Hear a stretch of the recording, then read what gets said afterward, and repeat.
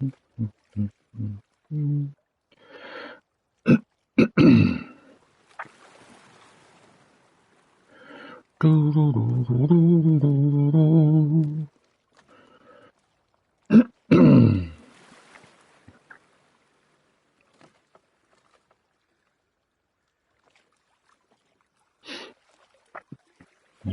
Kazim, my boy. How you doing? Hello guys, how's it going? Magic House and welcome back to the channel. So tonight I thought I'd do something a little different. The making of The Last of Us 2 released the other day. You feeling tired? Well, hopefully you'll be able to get through this with me. But yeah, it is available on YouTube as well as the Last of Us 2 Remastered game via an update, which does include some extra skins for the game as well. But we are going to do a live reaction to the making of. So I've been really looking forward to watching this one and see the whole situation behind the development of this game, considering it was delayed during COVID and whatnot, and you know. But yeah, the teaser trailer for this really did intrigue me to watch this. So we are going to do a live reaction to the making of The Last of Us Part 2. I might have to pause it here and there, you know, for fair use and whatnot, but just to give my thoughts and see what you guys think and stuff. So without further delay, let's get to it. And you might recognise that my webcam's a bit bigger as well, considering it is a reaction. So this is the biggest I can get, the PS5 camera. So, right, let's get to it. Oh, I hope I can pause it. Can I pause it? Oh yeah, I can. Right. 2016. The footage has been left unedited until now. That's what she said. The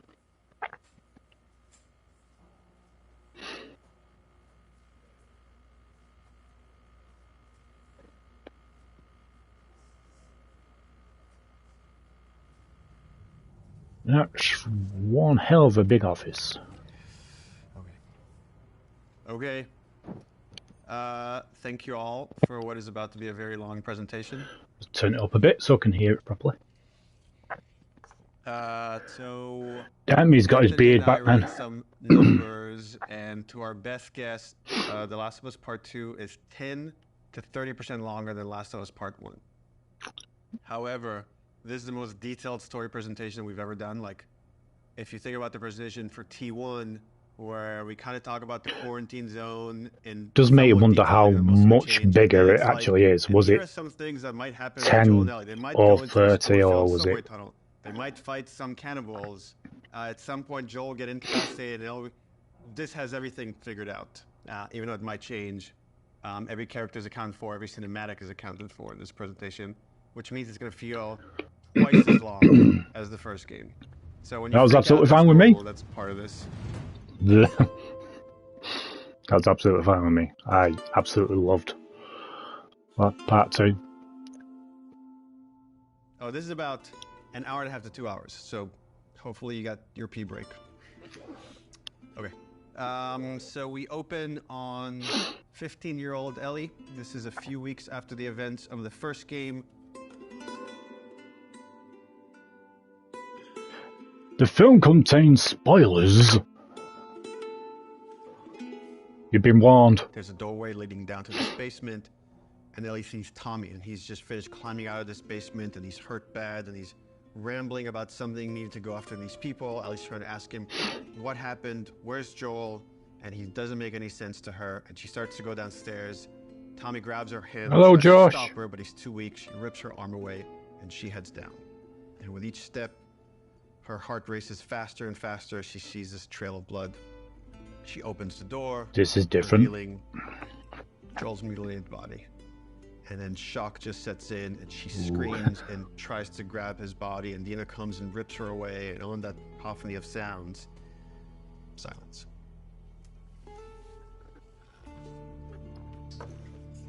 Well, that's different Oh, from we're just getting the started. first game, and you're a bit drunk. Fair dues. It is the weekend.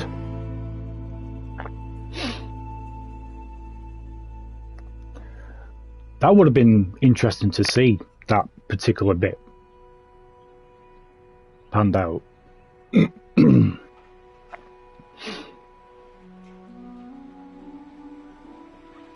Very different indeed. There would have been no Abby or Owen there or anyone, just Joel, just there.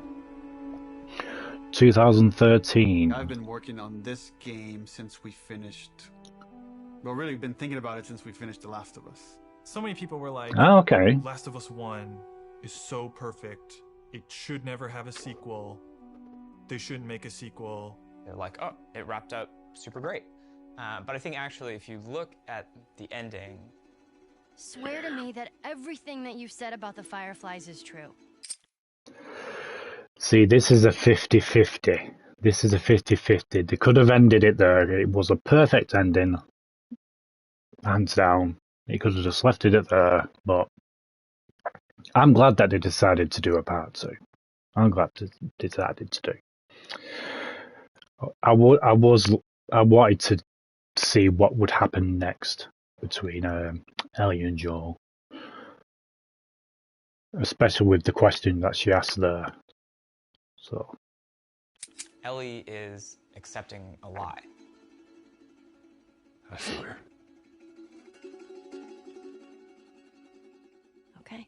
She has a very good bullshit detector. She knows something doesn't feel right, but I think is too scared at that point. Yeah, I'm still on How long Insta. can you really live with accepting a lie like that? The Last of Us feels like an origin story for this survivor in this post-apocalyptic world. Seeing like how Ellie has become such a strong, unique character, it really... I remember seeing a clip of a female streamer, watching that particular bit. As soon as the arrow went through the rabbit, she's like, "Oh." felt like, if Ashley we were to Johnson, sequel, she is it'd be awesome. a shame for it not to focus on her. Move the fuck out of the way. Yeah, once we're done with this whole thing, I'm gonna teach you how to play guitar. I reckon you'd really like that. What do you say, huh? Joel, he's gonna teach Ellie to play guitar. That always felt like that's just this like unanswered promise that like was kind of lingering at the end of the first game. We did this thing called One Night Live, where we had the actors come on stage. Oh, I wish I was there. I wish I was there that night, because apparently they did a different ending as well, didn't they? And they weren't allowed to record or anything like that. So I haven't even heard anything about that different ending. But yeah, that would have been a great night to go and see. Reenact certain scenes. So you say they get you to the Fireflies. What happens next? Marlene, she said that they have their own little quarantine zone, and that doctors are... Our Tess. I wrote this new scene that takes place after the ending of The Last of Us, but it was only shown to people in the audience. Like, we cut off the stream right before we showed them the scene. If I ever were to lose, Oh, so this is it. Okay. I'd surely lose myself. Try and sometimes you'll succeed to make this man of me. Our future days of you and me.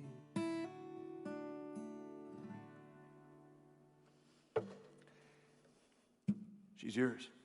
No, I don't know the first thing about this. Hey, I promised you I'd teach you how to play. That scene ends with Ellie holding the guitar and playing one note. And that image was so strong in my mind that I'm sure that kind of trickled into this idea of this. No, that would have been a different... ending to the first game. But I suppose they did kind of had it in part 2, because that's what Joel did at the beginning of the second game. But yeah, that's interesting. That I did not know anything about that until obviously this. But yeah, that would have been a cool alternative. Well, a different approach to the end of the first game. But I suppose, having said that, they would have had to do a lot more after that particular end scene where Ellie asks Joel about the Fireflies. They would have had to expand a bit on that one. Trailer. So started working on some concept art, kept fleshing out the story, and as it felt like it was kind of gaining momentum, Uncharted 4 needed all hands on deck.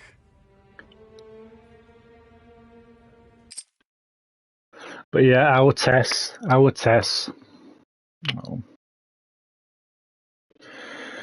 Hey, she was awesome as Tess, our Annie.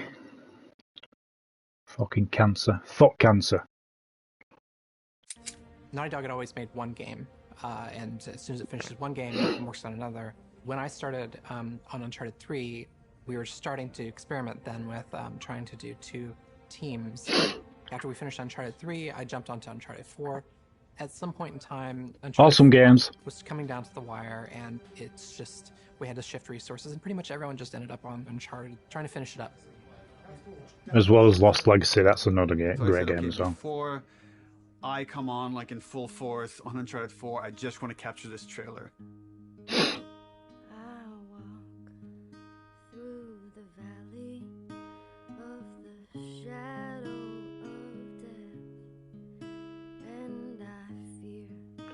No evil, because I'm blind to it all. So they did that trailer between Uncharted 4 as well. Yeah, that's interesting to know. Said I walk beside the still waters and they restore my soul, but I can't walk on the path of the right. 'Cause I'm wrong. What are you doing, kiddo? During the entire production of Uncharted 4, that's all I could think about. I had a lot of investment in Uncharted 4, but the day we were done with Uncharted 4, went right back to that trailer to wrap it up. 2016. Still happening? Not animation. Of the shadow of death. This one feels kind of strong to me. Drawing a lot of attention. Can we tone that down? Yep. Actually, my biggest fear with this announcement is that it leaks early. More than anything, I have nightmares about this trailer leaking early before we get to PS5. Even going down to the perfect detail on that trailer. Wow. But yeah, the reaction that the crowd had on that trailer. Awesome. Oh, here we go. Horizon! If we're going to surprise people, PSX, the PlayStation experience, hasn't set itself up yet as a place where big titles get Oh, revealed. Troy! Excuse me, I apologize.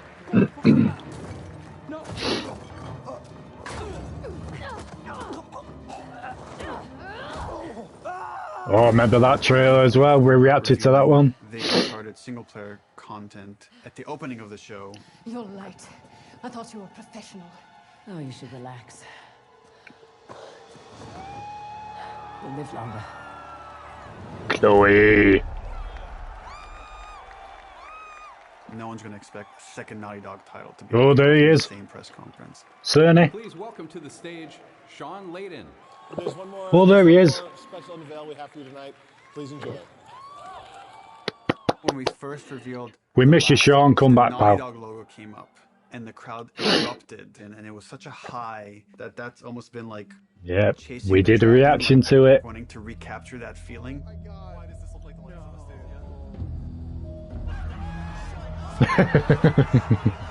Playing it at this surprising moment, hopefully it will have a similar feel. Tyro Magnus there. Nice. Where's me, Naughty Dog?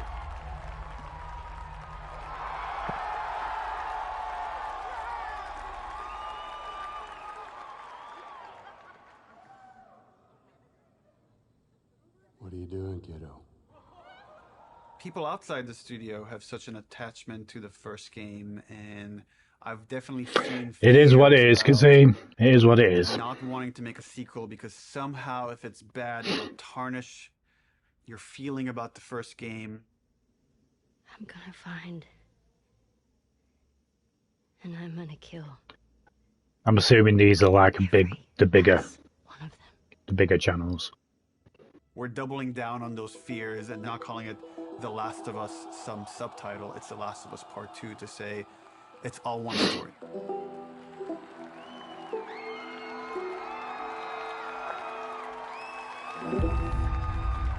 Nice.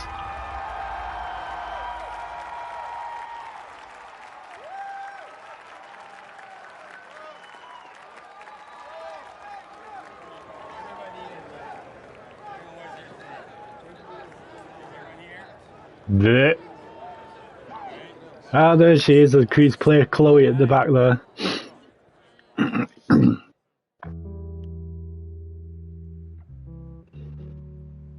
The concept for the sequel had to feel compelling enough, have enough weight that felt like, okay, this is an experience worth creating, worth spending the next 3 years on. I became really intrigued with the idea of the cycle of violence and how like certain events would trigger acts of violence that then would beget more acts of violence. It's almost never satisfying. It never brings the person you love back. And despite you thinking it's going to bring some closure, it doesn't. We just need more empathy. It would be pretty interesting. I'd love to Wouldn't it be like. awesome if we could create an experience that lets you safely explore those. It would be interesting to like spend a couple of days at the studio just to see how things work and how they actually do all the development and production of the games and stuff. It'd be pretty interesting to watch, actually. Be mesmerised by it all. But, you know, I just wish I had a tiny amount of their talent. Feelings. With that theme, all of a sudden everything fell into place and this outline emerged. The whole catalyst for what starts the second game is Joel killing the doctor. No! That feeds right back in that idea of that cycle of violence. Now it sets up this whole kind of sequence of events. We're going to start the game where you're playing a new character. So I'm assuming the proper way he killed the doctor was with his knife. That sequence ends with this character killing Joel. And we really have to paint her as this monster. Then when you Well, you did it. You did it to a T. You're going to pursue justice, quote unquote. And you're going to go kill this entire crew. We're going to go back in time and show you that same sequence of events. This character that you saw as a monster, to now get you to see things from her perspective. Again, and how this crew dumb. is a bunch of people trying to survive in this world, and they had their reasons for pursuing finding Joel and killing him. I really do hope that they will do a part 3. I keep saying this, but I do hope they will continue Abby and Lev. I want to see where their story takes to. Obviously, Ellie has to be in there somewhere. So, I don't know. Would part 3 be some sort of redemption or something like that? Don't know. And the story was becoming very epic and ambitious, and I had a few parts that I was kind of stuck on, and I felt like to kind of shake things up, I wanted to bring in another writer. I thought it was a very thoughtful story about violence and obsession. He had Abby, sort of like this girl who was the daughter of the doctor. And that Ellie would go on this vengeance quest. Yeah, I suppose that she would be. I mean, unless they continue it straight after part 2. No, because at the ending you see the boat on the shore, whether they'll continue from that point or leave it a bit. Maybe Ellie return to Jackson. Maybe she's on her own, Dina's on her own with a baby, or they are separated and obviously they got the baby together and they're just, doing what's best for the baby. But unless they do eventually get together, who knows? But yeah, I still think whether part 3 will be a swan song for PS5 or they'll wait until PlayStation 6.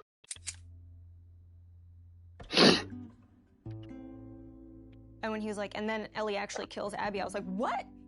You're gonna... Yeah, let's fucking do it.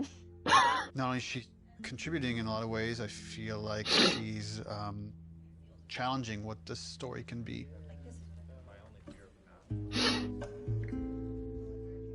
She's wanted to add more romantic intimacy between the characters. Those are areas that I've been, I don't know, more uncomfortable writing that stuff. Fair dues, because men are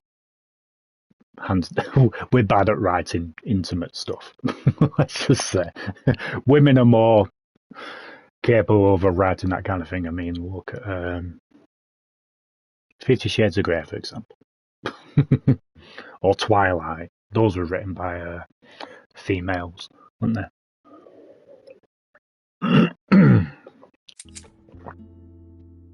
After the first day, she was telling me that she went home and told her husband that I think I just got Ellie's girlfriend pregnant, because that was her big idea the first day, and that had this trickle-on effect and actually added a lot to the story. Ellie is this very relatable character. I thought she was a perfect vehicle to challenge this notion that violence doesn't have a cost, because it does have a cost. Also, I believe, I don't know if this is true or not, because I don't follow every story that's out there, but people weren't agreeing that they should have had, multiple writers doing, the story for this. That's why they were obviously complaining. But I love the story anyway. In reality, it's going to ruin this girl. Damn, those fingers gone. People love Joel and Ellie, and we are about to kill one and make the other one a villain. I was very nervous telling Troy we're going to kill off Joel. In the first game, he was advocating that Joel should die. When I read the ending to part 1, I was like, fantastic. You're going to piss a lot of people off. Here we go. Marlene is the closest thing to a parent that Ellie has had outside of Joel. Okay, because interesting. Because when we saw the teaser trailer, when Troy said that, I thought they were referring to Joel being. Obviously, it's the end of the part 1. Marlene would be one of those people. Has crossed these moral lines, and therefore he deserves to die. Okay. More dramatic ending, and I was like, "No, you're crazy." But then in the second game, that's why I was thought oh, he would take it pretty easily. He goes, so Joel dies, and he's like, and so this happens, and I literally had to stop. I was like, can you give me just a second? Because it literally was as if someone was telling me about how my friend had just died. I think he kind of took it hard. It was like the character meant so much to him. Yeah, those scenes, man. We're going to kill off this character. His role is going to be much smaller on this one. All of a sudden, it was Please don't take this from me yet. Exactly. I think I'd feel the same, Troy, if that were me. But yeah, the first time we played this, it's on the channel. You guys know that I absolutely bawled my eyes out. Ellie is scared to be alone. Everybody that she's loved up until that point, she's lost them. It's hard to imagine the story without Joel dying. Like, you feel that hate, Ellie feels that hate. You're one-to-one, you're on the stick, and that informs the rest of the story.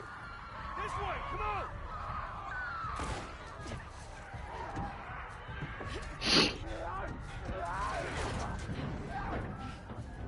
You okay? Yeah. We get you through interactivity to really connect and empathize with this character. Y'all act like you heard of us or something. And then make you feel like I've led Joel to a trap.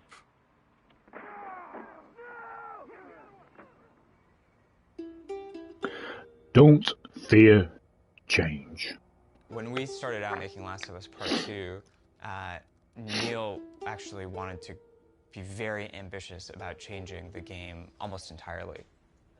In the first, 4 or 5 months, the game was actually kind of an open world, inspired by Bloodborne. Whoa, whoa, whoa, whoa.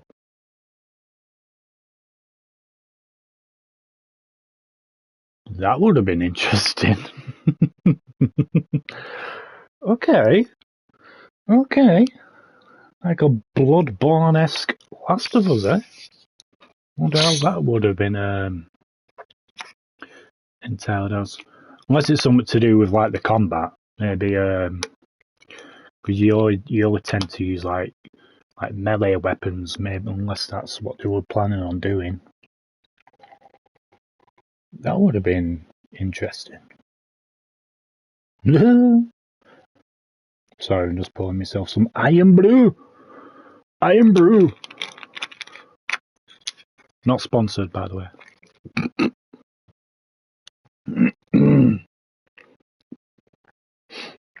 I know it does sound pretty cool.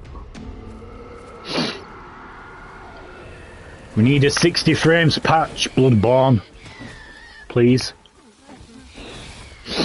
And it was purely melee focused, it was all hand. Wow, look at that.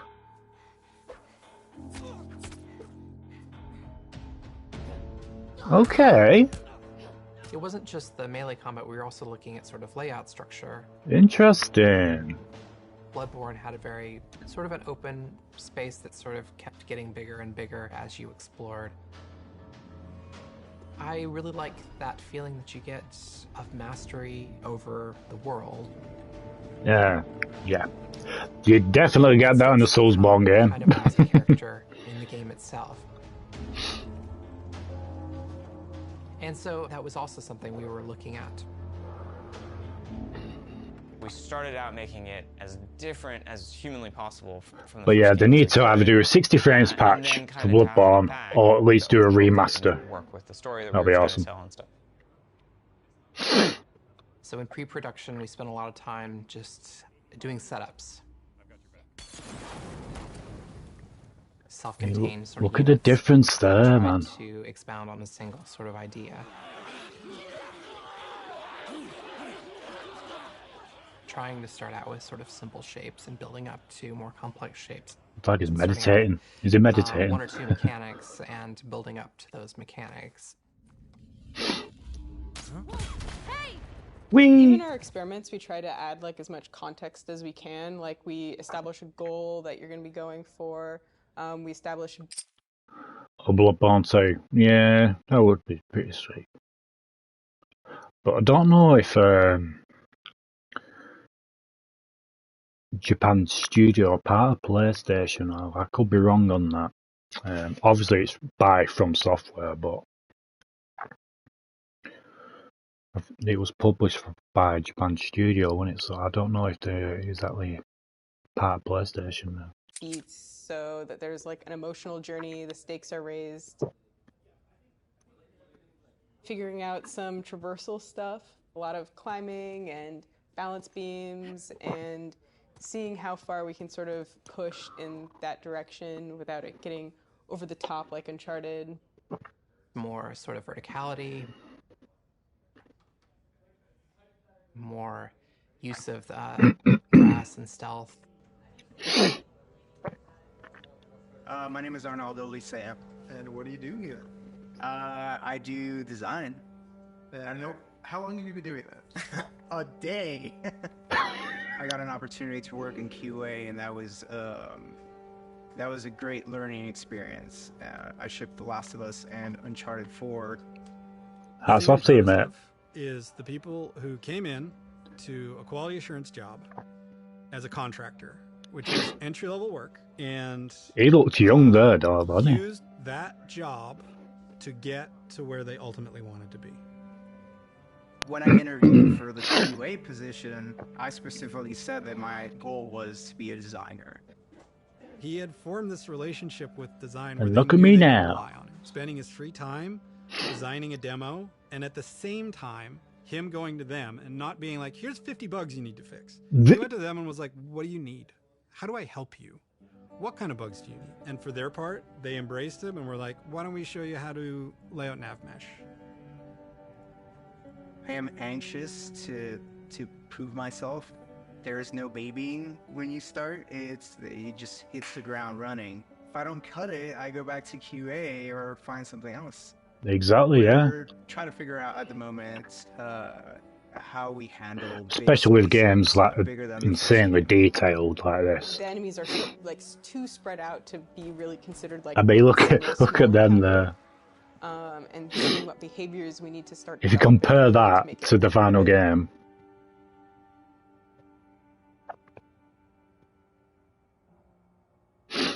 The opening of Seattle, that whole section was pretty slow and quite linear in the level design. Let's assume that there's guys in this building. Someone's starting to shoot at me from the second floor. So, okay, if I'm on the horse and I'm getting shot at, I can't take cover with the horse, so probably first thing I'm going to do is jump off. And that's slow and clumsy, and maybe we can make that faster. It's like, but once I jump off, I'm going to want to take cover behind something. It's like, okay, I'm taking cover. Now what the fuck do I do with this horse? I assume the enemies are going to shoot at it. If they don't, that's kind of weird. Does Dina ride off with the horse to help it stay safe? Well, that sucks because I'm trying to build a relationship with Dina, and if my partner leaves me, that makes me like her less. I'm like, okay, so Dina has to get off the horse and take cover with me and help me engage with the enemies. Fair dues, because if you've been shot at, the horse would automatically run away anyway. Okay, but the horse is still there, so what happens with this horse? Does it ride off on its own in order to like protect itself and then come back after? That feels too intelligent for a horse. That seems a little funny. As soon as there's range combat, the horse kind of makes it fall apart. What if we did this whole sequence on foot? How do I approach this building? Imagine this is more dense with cars and ferns and interesting ways for me to close this distance. Maybe when I get close enough, two militia guys come Definitely out, makes a have huge difference. little firefight with this front before I can rush forward and go into this building, climb up, and take out the sharpshooter that was harassing me. Really simple, small fight. Now there's tension. Guys can come from anywhere, like from this rooftop, from these windows. And that really inspired us to take some pretty drastic changes as far as the flow, instead more combat, opening up the layout to give the player more options as far as they explore the city. You can imagine this as being kind of the hub with it poking into streets, and I could go into the streets and explore and find those locations, what we're kind of calling dungeons. So that's the plan. Some of these changes are big, but it got us excited. This feels Dungeons. Bloodborne reference. like a true evolution of T1 as far as going more systemic and giving you options. If there's concern, it's about scale, it's about scope, it's about can we actually build this thing? The scope is always bigger than the last game. It always has been. It always will be, probably. But this scope on this game is something pretty extraordinary. Everyone seems to agree that the thing Just we're a building is tad. going to be cool. Once it's done, it's just that it's such a big game. Our games have become more and more ambitious, and the studio has gotten a lot bigger. When I started here, were 40 people. Wow. Now we're over 300. You can't handle that many people with a flat hierarchy. As we grew, we've had to introduce new titles just to control management, control communication, make sure things don't fall through the cracks. We have no producers at Naughty Dog. There's so many talented people here that you can rely on and lean on. It makes the game better, and that's really kind of the secret sauce of Naughty Dog. So they don't have no producers at all. Interesting. You find the right people who really want to do the best they can possibly do, and then you kind of give them the resources to try.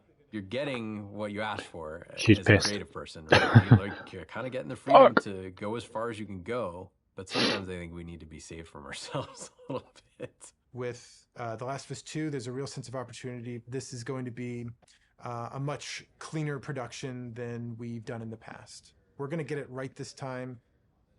This is the first project that has had the proper pre-production period where we have locked down, for the most part, the story beginning, middle, and end before we started production. That hasn't happened.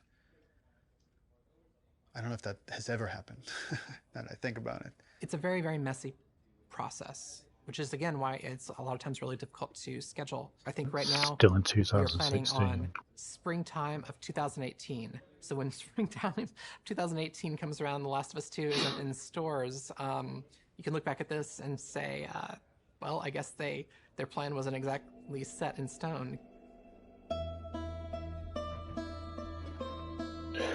External pressure. Historically, we've done very poorly at being efficient without the pressure of an external deadline.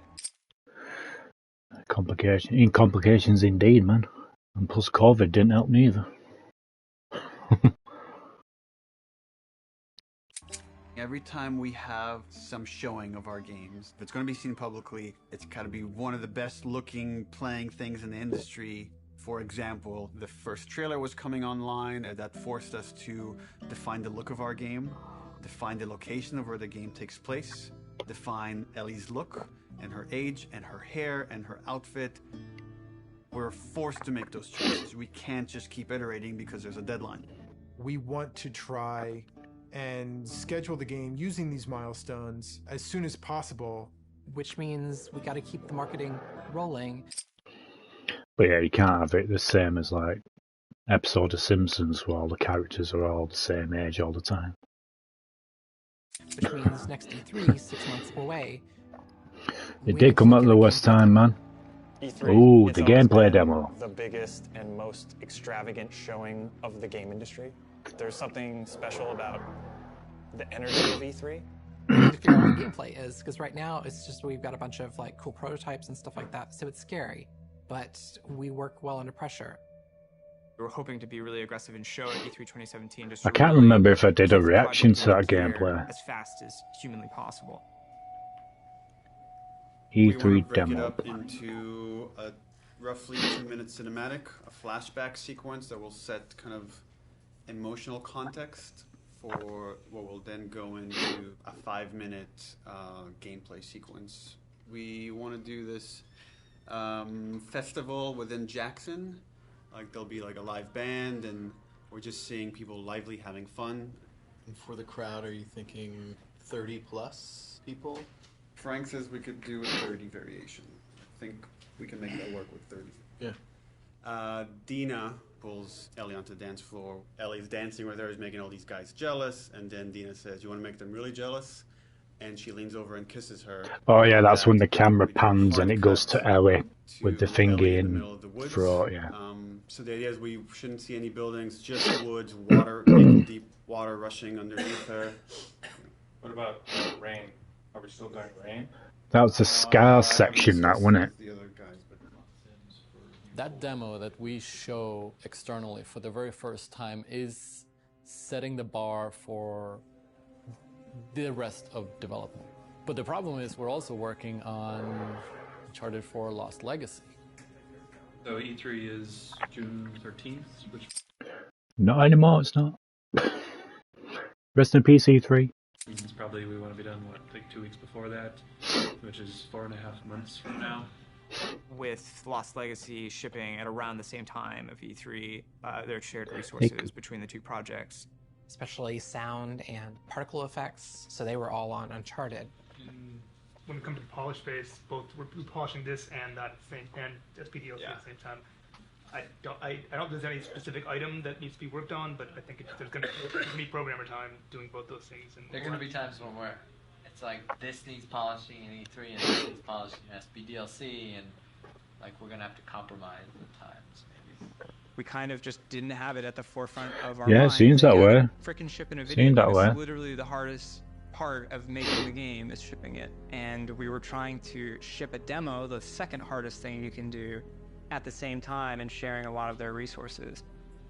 So what I think would be helpful is to find out what are the items that you feel like. So that's something else we didn't know. Well, I didn't. Shipping is the hardest thing to do. I'm just worried about, like, let's say rain. We do this thing without rain. So if that helps you a ton, we can make the decision now to remove rain. It would definitely help. How about wet hair? Well, if she's going to be swimming, then we can get around that, right? How about no swimming? Puts on a cap. I got like a really clear energy of the meeting, which was how do we shrink it?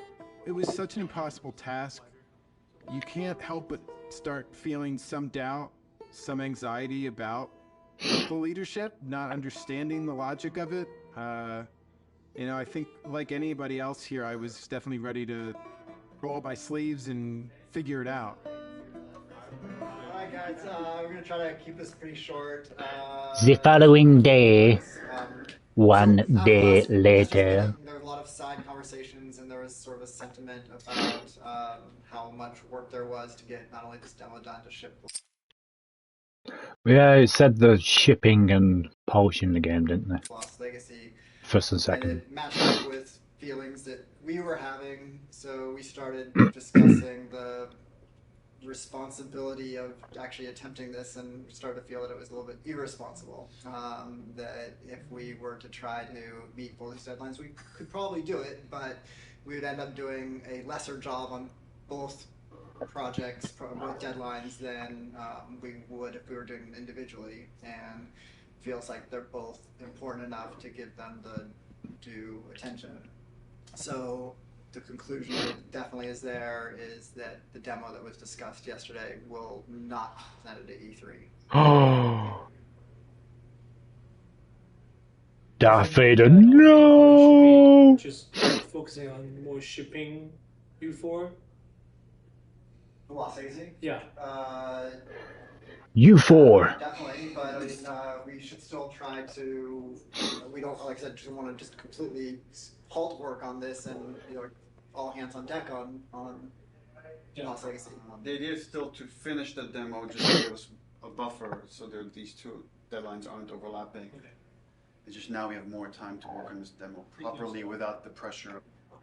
Once that meeting happened, it was just like, right, of course.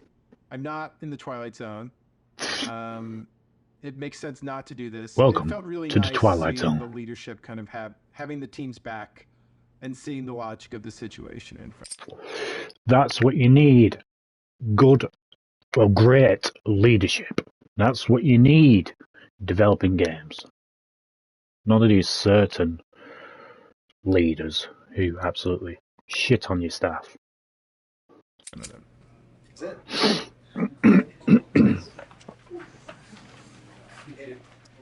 Okay, so are you pissed off? Am I pissed off? No. What am I? Disappointed. I guess in one sense it's relieved because I'm not mad. I'm we just could disappointed. hit the quality that we know we need to hit for both Lost Legacies and for what was going to be our E3 demo. And then on the other hand, it's kind of disappointed because See? it's excited See? to get this demo done and get it out there and get the reaction. But now it's going to have to happen at some other point. What we've decided to do is deliver the demo at around the same time, but that's going to be purely internal, and the demo won't be 100% shippable. Gameplay and design and animation are going to be locked in June. Then we back off, we finish Lost Legacy, and then resources free up to finish the particle effects, the lighting, and the sound. and then we ship just the glossiest, best-looking demo you've ever seen. We burn that to a disc at the beginning of January, and then we don't touch it again, and nobody sees it until E3. It's going to be really interesting to see if we can really commit to being done, you know, 5 months, 6 months in advance of E3, and not be tempted to say like, it could be a little better, let's go back. Well, and we really just need. Oh, look at that predator tattoo there. But that then left us as like, okay, what's our next marketing beat? What are we going to show next from this game? So now we have a new plan where we're going to release a cinematic around PSX time. I think we're going to do it at the Paris Game Show. This seemed like a pretty intriguing scene to introduce. I could be wrong, but hasn't Amelia left Naughty Dog now? I could be wrong on that, but I do recognise the face. I do recognise the face. Abby. That whole scene is going to be our next marketing beat, and then we're not going to say much about it, about how this fits into the game, where it fits into the game. No one even had a clue what this game was until that Scars woman fired the revolver. I was like, that's the sound from The Last of Us.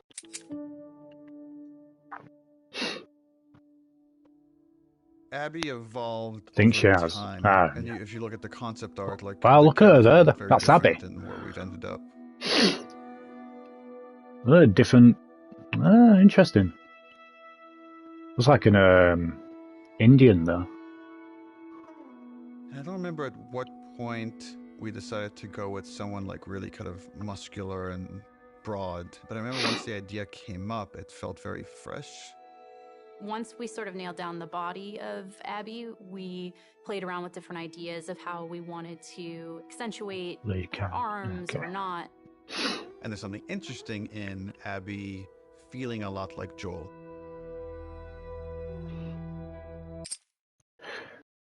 Exactly.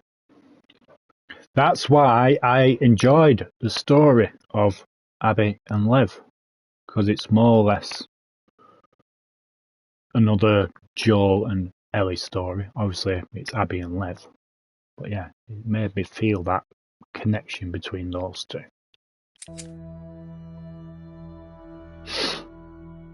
So when I got cast, Neil was like joking around, and he's like, "You should Laura probably Bailey!" beef up in order to play her." And I'm like, "Ha, yeah, it's mocap, whatever." And he goes, "No, really, you should probably beef up to play her." And I was like, "Oh, yeah, you're right. I should totally start deadlifting as much." Awesome as character. So I did. As and Abby, I was as well as like crazy. everything else and that then she's I been got in. pregnant.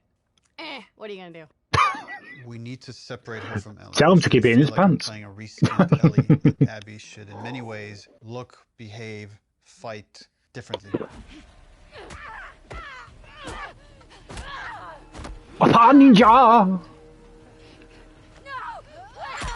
So in gameplay, we've discussed, well, she needs to have different upgrade trees. It means we have to make the investment of capturing a whole different moveset for Abby. We can't just remap Ellie's animation onto Abby. Yeah, it needs to be different. I'm glad that they put that in part 1 as well. Yeah, I love that technique that they did. When you look down when playing Abby, you can see the camera zoom. It was like, oh shit. And that helps build empathy. It makes the character real. We let you both live. You wasted it. She's aesthetically a very intriguing and iconic and powerful character. Abby, who are these kids? They saved my life. Iconic in a good way for me. Can you take a look at her? Once she's killed Joel, what is Abby's motivation? What is she trying Immersion. to achieve? Redemption is really taking care of Yara and Lev, these two kids that are from a warring faction. You know, she has been taught to hate them. There is an inherent xenophobic reaction to them. It's about saying, can you come to love your enemy? Scars built all this? Seraphites. Yeah, I was gonna say that.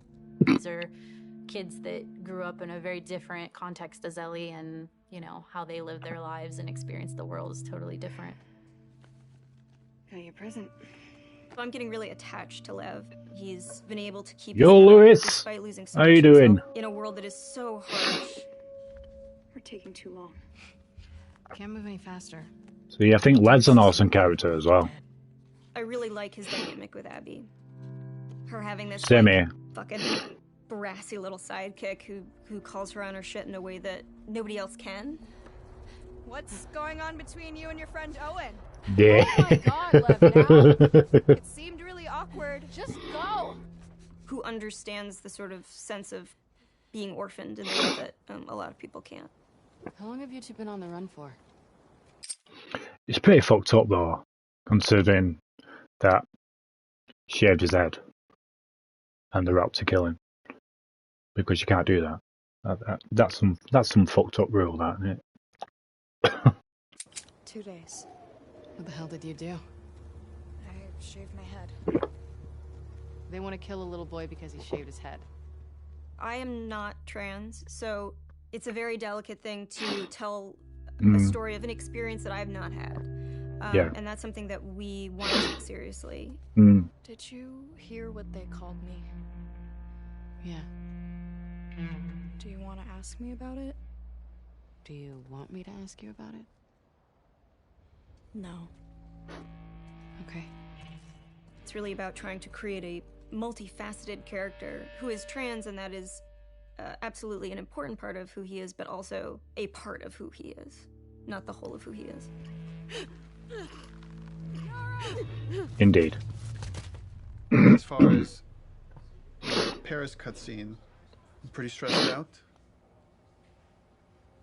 We have 13 days, less than 2 weeks to finish this thing, and there are still some big ticket items.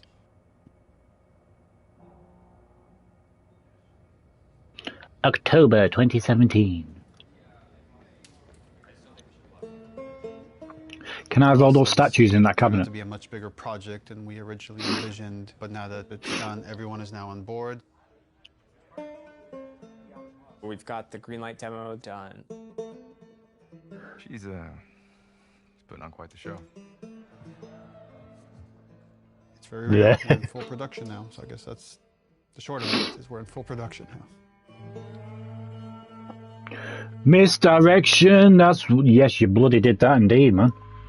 Hey everybody, You did PlayStation's that. live at Paris Games Week 2017. We've got a huge show for you starting now.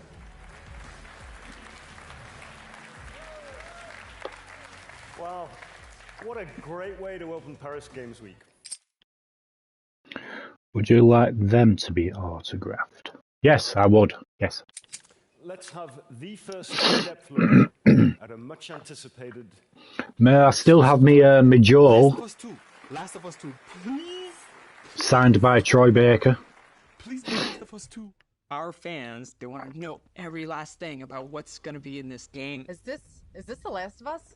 Neil has taken the way, he kind of creates an arc or like this sense of drama, this kind of sense of mystery or like dramatic tension, and crazily has brought it to marketing. I view marketing as part of the game. It's very calculated what we put out there and how we want you to connect different marketing assets.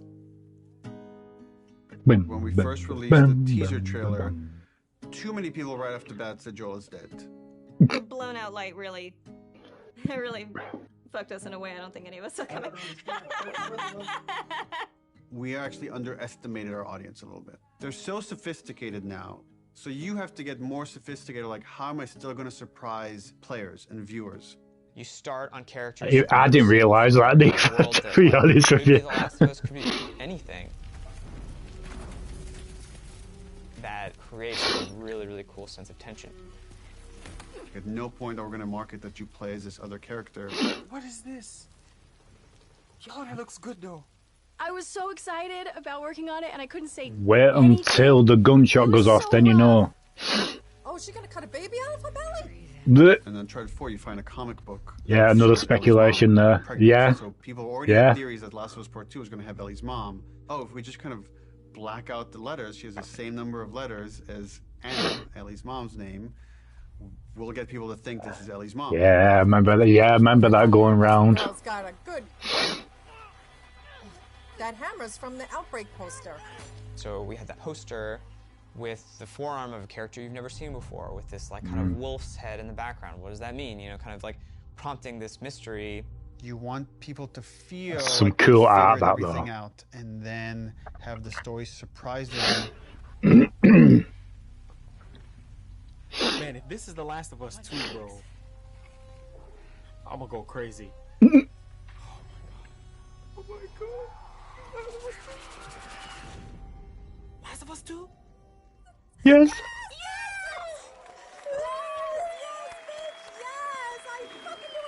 Everything that we put out there is shaping expectation, and then the final game, hopefully, if we do our job right, should subvert those expectations in an interesting way. Yeah. We knew we were pushing boundaries with It's a that fake out. cinematic. We are making a violent game. We're not going to shy away from how violent it is. It is part of what we're trying to say.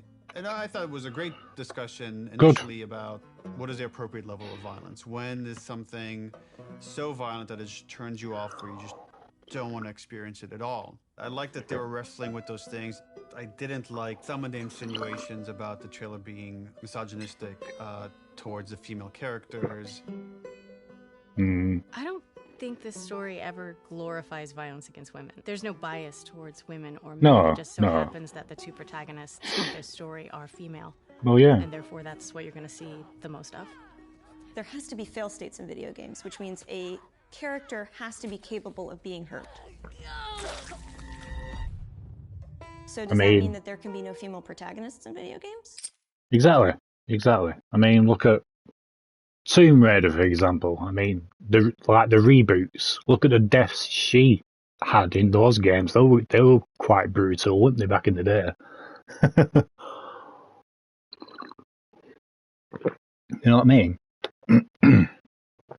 Even like Resident Evil, for example, as well, with Claire and other female characters. Because it's super sexist to me. And frankly, like, women are the victims of violence, and don't we want to see women fucking fight back once in a while?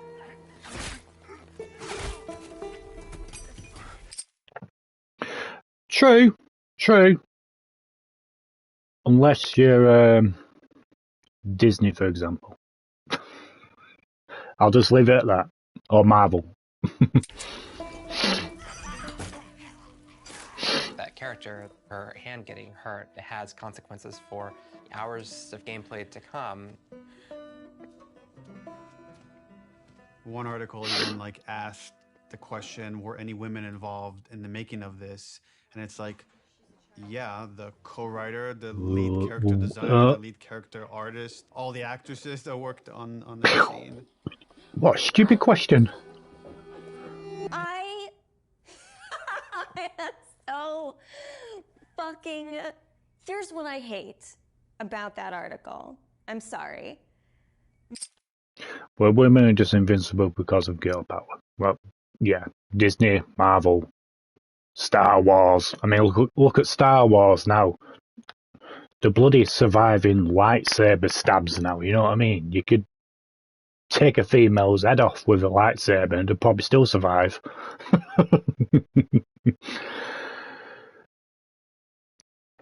You have to write a story well.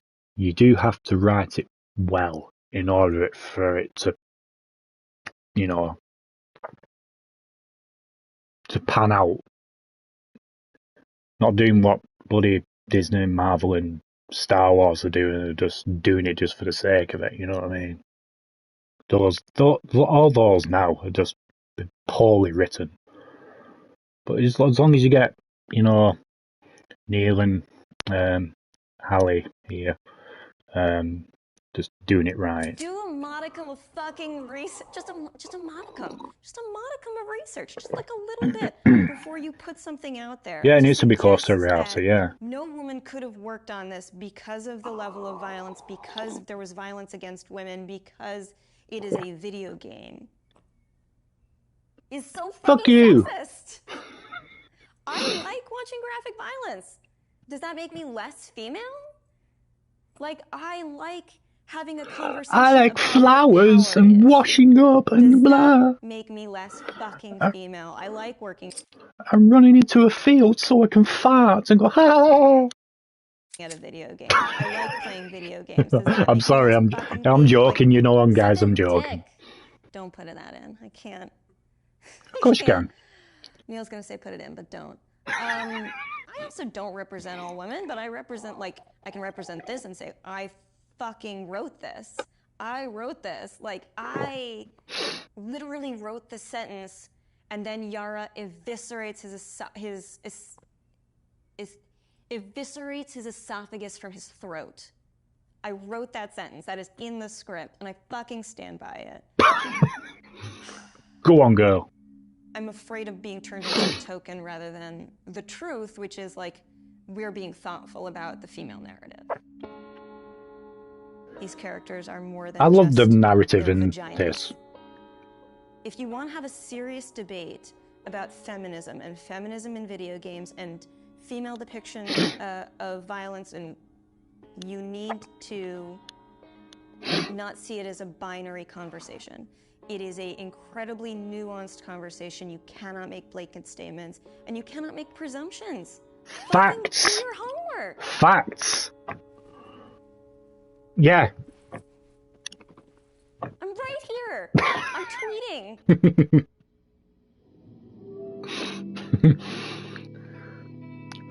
Mic drop.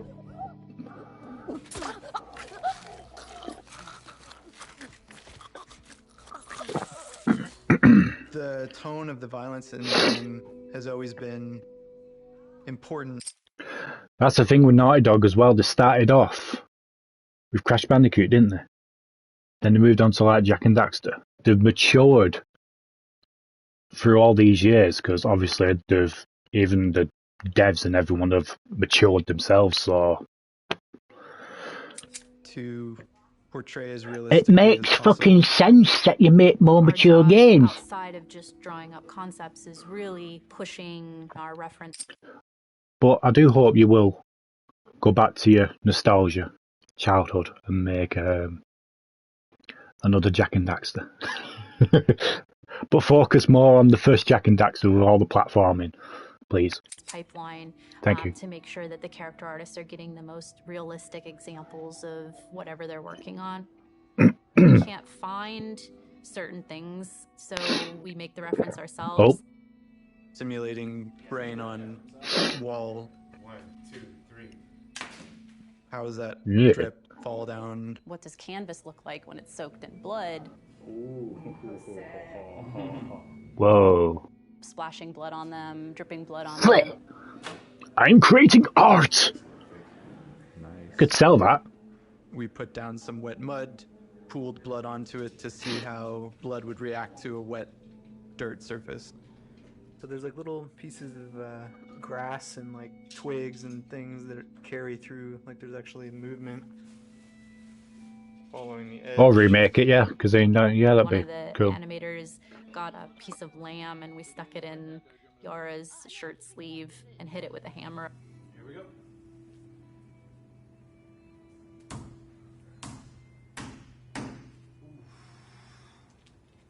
Yeah, we have a break.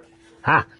Stop it. She's gonna need to hold it as straight. Ah. If she does this, it's gonna, you know, just a little bit, it's gonna want to make it fold.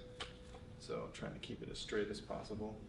This past week's shoot was specific for the infected eating people's jugulars, and there was a concept that was done with like blood running down the mouth, but it's like, would that happen? Like, let's find out.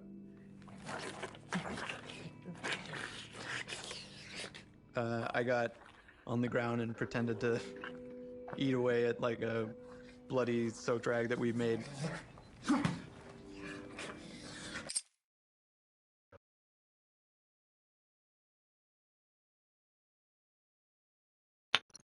Well, that's one thing to put on your CV. So what do you do?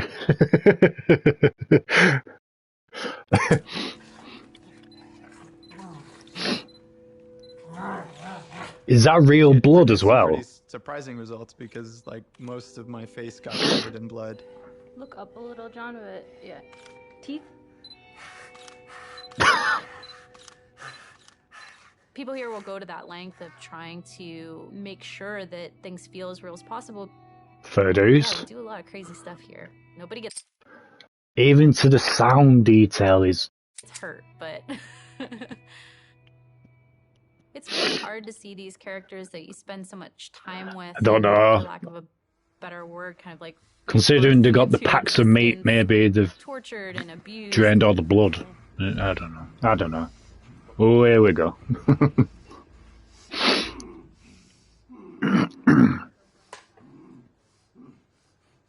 Oh, we'll go see the mocap, eh? We're shooting the Joel death scene, which is like the catalyst, the opening of the game. This scene has all of Abby's crew. It's a complicated scene because it's the most actors we've ever had in a single shot. Well, yeah, all those people in one room. Because they have.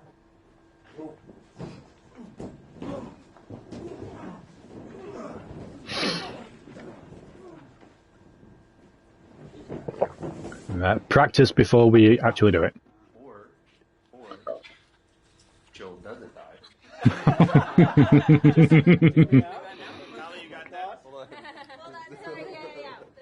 So then what happens is all of us become friends.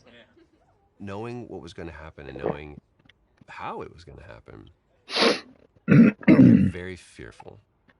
There's so much weight to this Light scene. bulb. This scene has to be right. It's really difficult to reshoot it if we Part 3. Part 2 was all a dream. need to. Within the first game, having to call Troy and Hannah back to reshoot Sarah's death was very, very, very difficult for me. The last time I tried to do a big emotional scene, Don't do this. Please don't do this. Don't do this. Oh, yeah, I remember that. Don't do this. Please, God, no. Oh, God, no. that didn't go too well. And Then we're doing reshoot it. multiple reshoots for that, didn't they? Do this to me, baby. Come on. That's the one. How the hell am I going to play this? Like, how are we going to do this? I don't know if I can do this. I don't know if I have the chops. Still breaks me, that scene. Through this, because I know how hard it's going to be on her. Audio. Camera. Speak. Rolling. Take one, Mark. Action.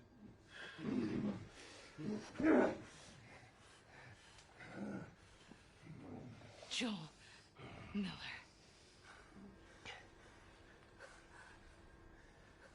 Who are you? Guess.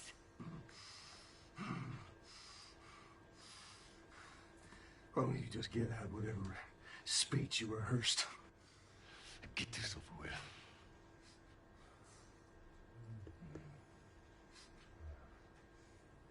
You don't get to rush this. At the end, I really loved what he brought to it. That must have been difficult to watch that. Watching them act that out. I couldn't wait to get back into Ellie's shoes again because it's where, weirdly, I feel most comfortable in a lot of ways because it feels like a character that feels the most like me that I've ever played, which is a little disturbing. I mean, minus like the murder and the killing. So it's almost like a bit of step forward, like you're about to like lunge and shoot. Sweet. The biggest change that has happened since initial pitch is Ellie is there when Joel is killed. It used to be she came across the body, and she had to rely on Tommy's testimony of what happened, and we shifted it, which made it much more dramatic and intense for her, and I think puts more of it on screen and again, allows you better to understand why she needs to pursue these people. Yeah. The hardest part for me was looking over at Ashley. No! No! Knowing that Troy was gonna not be a part of it as much was really hard. Joel's death, the saddest one.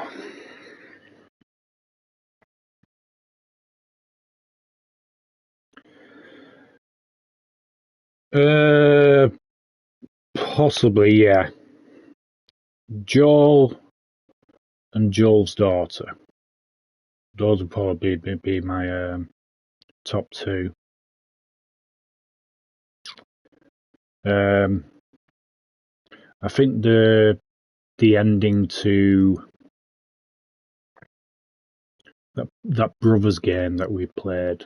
I think the remake comes out this month, doesn't it? End of this month. A Tale of Two Sons. That ending brought me as well. I think that'll be And knowing that my Joel third one. was not going to be in Ellie's life anymore, it was hard. So much of that day kind of feels like a blur because there were so many feelings involved in it. What I had to do, I felt was very, very little. There's one reaction, and beyond that, we're on Ashley. There was no acting. There was pure, raw emotion. I'm staring in the face of that. Joel!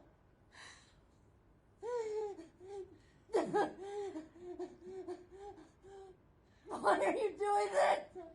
Get the fuck off me! I'd lost a little bit of my voice. I couldn't scream like as loud as I wanted to, you know, to get that frustration and that sadness out. Ashley was behind, crying, and knowing Abby was taking this away from her was very difficult. And so I was crying when we were filming that scene.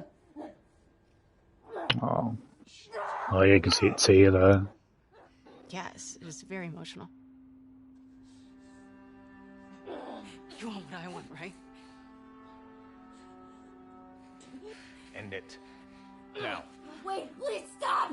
No! No! Joel! Joel! No! No!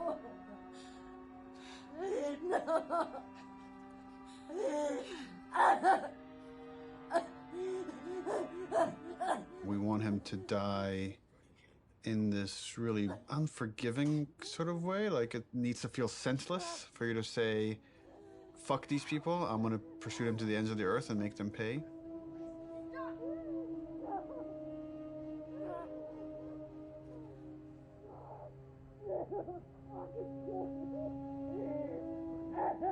If the scene doesn't work with what we captured on the stage, almost nothing we do in post is gonna make it work.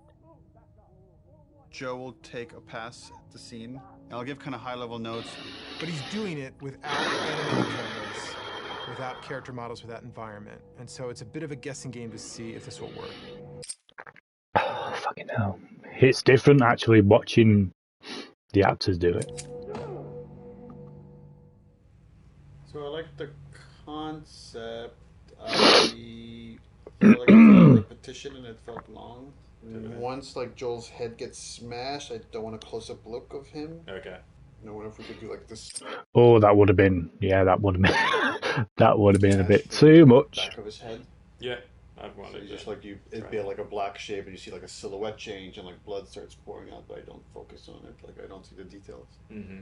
When the club comes down and it's just like screaming, I feel like we could just take all their audio out and like music could take over. And again, we're trying to build more rage and sadness. That's going to be really slow journey. Okay. I'll come back and there'll be another version of the scene. Okay, play. Joel, fucking get up! Please stop! Please don't pursue. Joel, please stop! No! No! No!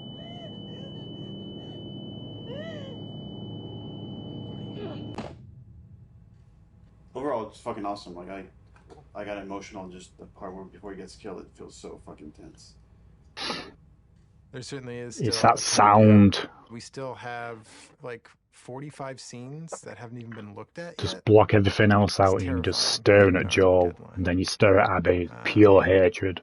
The process right now is just getting Neil. We just need to get Neil into the room. Which one are we showing first? We've got essentially 3 versions. The one that I did, and this would work with what we're talking about doing with the scene, and then Close one.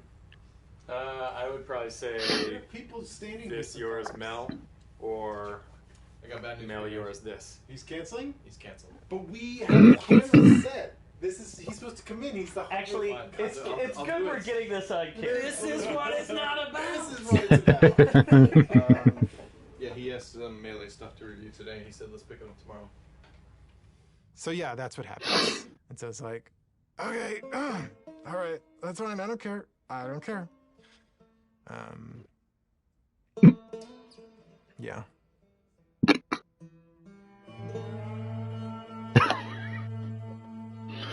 Rage. I get called up to Neil's office one day. There's like an empty seat. And Neil just goes like, oh, just sit down. I'm like, oh my God, I did something wrong. And he's like, do you know why you're here? And I'm like, no. Do you know why you're here? And he laughs and he goes like, no, you're going to work on the E3 demo. It's always been a dream of mine, working on an E3 demo, seeing it on stage. Am I getting pranked right now? It's like a promotion. Speaking of E3 demos, remember way back when, like you guys said you were going to. I do think to talk about it. How's that go? It was mentioned in the trailer.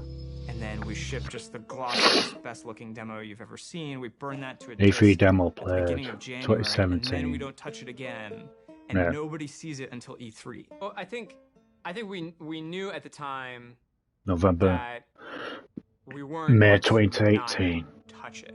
It's going to be really. It's like how I do like how it's going forward and then backwards. Really commit to being done and not be tempted to say like, it could be a little better. Let's go back because the game's been making progress for the 10 months or something since we locked that demo down. A lot of advances have been made, a lot of new ideas, new mechanics, and we really just need to have the discipline not to do that. Honestly, it feels like we are addicted to being late. Okay, Revive started. demo. I don't know exactly what we're gonna do today, other than come up with a really long list. We're trying to limit it to an hour, so we'll be done at 4 no matter where we're at. Looking at the cinematics first. Because we did Four-ish. it so early and had a rough version of it in advance, we got a bit complacent.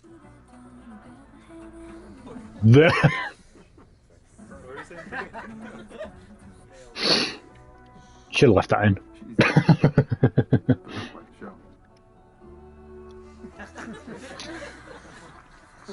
Sure is. Where are we on getting physics on these strands? We are working on it. So for next time? For next time?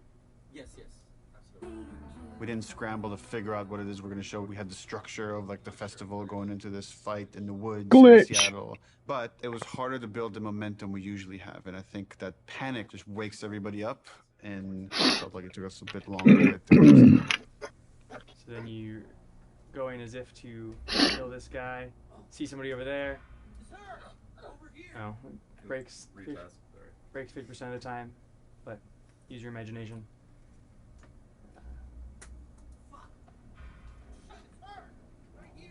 Daniel, going a bit slower, give him some time. Okay. The animation is breaking the melee system. Okay. Okay. It's interesting. It's confident it really interesting to see this. I'll be frank, it's not looking great. Alright, this is totally broken. For next week, let's make sure it's all there so we could actually review it. Yep. Okay, thanks everyone. I feel like this demo is cursed. And then it got shown. Well, the green light demo. E3 demo. It was a version of our original green light demo. But I had to make it fully playable and ship it. Viper! The first thing I did was just basically take that space. Look, see that HUD there? That was totally different put there. just enemies in it and start fighting. But when I started playing it, I remember like it wasn't there. That parking structure was way smaller, so it felt more cramped. God is good. God is good. I remember going to Neil's office and being Look at like, the detail on the water going down. change this. And he's like, well, what are you thinking? I'm like, well, I'm thinking like this big thing, and I'm like, just like brand new designer. I'm just throwing out like everything. Like I want to do this, and I want to do that. I want to make sure that it feels like a sandbox, that it feels like this big space, that it's multiple paths. It's like something like we really haven't done before in The Last of Us. And he just goes, go for it. Well, let's do it. Well, there are multiple paths in that particular bit. We picked a location in Seattle that essentially is probably the hardest lighting scenario we would have to pull off in the game. I wanted to get the Final version is absolutely gorgeous, though. When you go through that. How do we pull off this look? Can we pull off this look? Everything felt a little muted, and we were losing kind of that next-gen quality of our engine. Like for a second, we actually turned the sun on in the demo. But we lost the mood of that overcast kind of blue look. That moment was really rough for me. Just felt like years of my life that potentially would have just been like wasted on this. Can you imagine what the graphics are going to look like on their next games, man? Especially if they do release something for the PS5 next, and then the PS6. I mean, Jesus, imagine the quality of a look. Well, we were struggling like last summer. It was like a fine balance. Is this whole thing just gonna crumble? Like, is the whole direction like now gonna have to change for the game, not just this demo? Have I steered this company wrong? Took some really big iterations and tried some crazy ideas, and we came up with kind of a hack. We talked with the programmers and found a few settings that actually gave us exactly what we wanted. It was really like one thing. We faked the sunlight within this kind of ambient look so we could get some directionality of the lighting. That it was like, oh, if we do this one thing, it actually got us the look we wanted. Oh, so okay. like, I'm glad that happened. For this game, there was a major push to make a new volumetric fog system. It's not just like a kind of an overlay on top of the screen. That's what's called volumetric. You feel the volume of it. It's gonna be a little bit thicker near the ground, right? Because there, you know, and you will see grass kind of getting through it. Yeah. Fog also allows you to see the light. Fog adds atmosphere. Atmosphere brings everything together. Now with this game, we did add recently some new tech that allows us to make some of the water drips more dynamic, meaning that if you have a car, you will see a water, follow the glass, follow the hood, and then from the bumper, you awesome can start detail. seeing dynamic droplets. So that was really cool. And oh yeah, you can see it actually underneath the license use plate. this technology to drive blood. Now we can have blood dripping, and we have water dripping. Oh yeah. The water trail can pick up where is it bloody. And if it's bloody, it can change its own color and start dripping more red. And on top of it, we also... I didn't even realize that when you played it. Bloody area. You will see water trails going down, and you will see the water trails washing out the blood and picking up the redness and going down. Oh yeah, wow. In the E3 demo, we do want to show our... I never realized that. Jesus. One of the biggest animation upgrades that we wanted to add to this project was motion matching.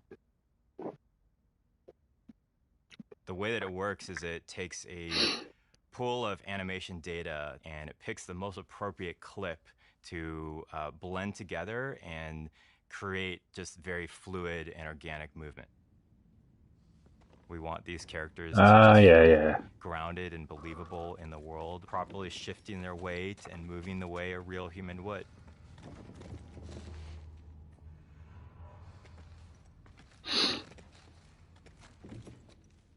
In order to capture all of those on the stage, we use something called a dance card, a choreographed set of patterns that the actor can move on the floor. Basically, that's creating this like bank of little pieces of animation. The motion matching system just pulls from that bank all the animations necessary to have them move perfectly in any arbitrary way. When it works, it's like so far and away better than any other animation technique. It's like a quantum leap of the highest order in terms of quality.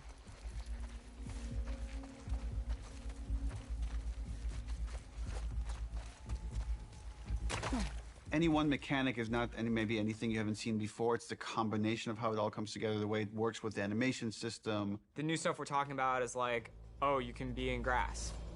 She went into the grass. Watch yourself. Like one of the biggest things we do in the demo is jump a gap Whee! Wapa! It's tough to be like, oh crap, you can jump, you know, like it's like, but it's new to our game. We have to have the best prone mechanic of all time. Yeah, no one's ever seen it. When I aim in prone and she actually like rolls up on her back and aims like this. Like it can never clip through geometry. Being able to rotate 360 in all directions. It can never like do a janky thing, which is reloading while doing it or aiming in water. There's like an IK thing that like lift her chest and head up, and then it gets too deep. Now we're in a special prone underwater moveset thing.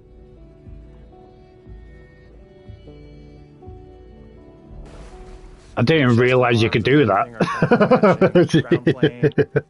Things that the player will never notice, and it's because we like purposely did it. There's no such thing as like, wow, I didn't even know it's not as that. good as, you know, this other game's one, but like it's fine. It's got like, no, it's fucking Naughty Dog. We have to have the best version of the thing, whatever that is. Yes, you are. Fucking Naughty Dog, bruh.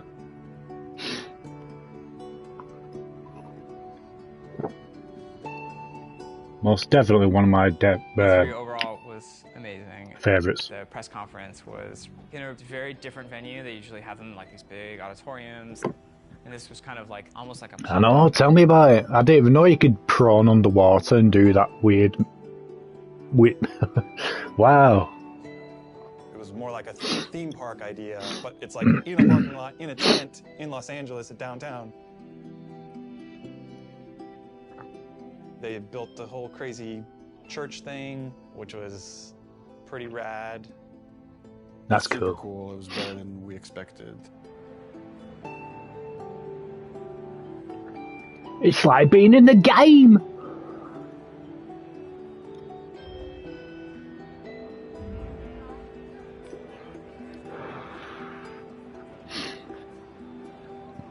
Oh, excuse me.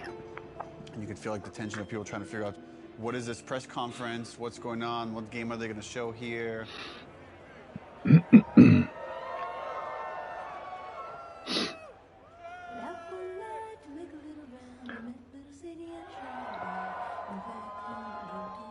On the Naughty Dog logo, you get this big cheer. On the Ellie reveal, you get this big cheer.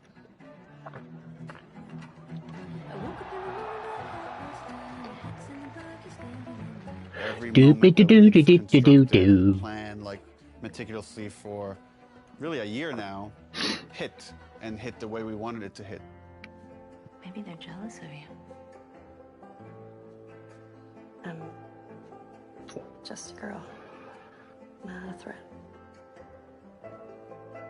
I think they should be terrified of me. Now kiss me.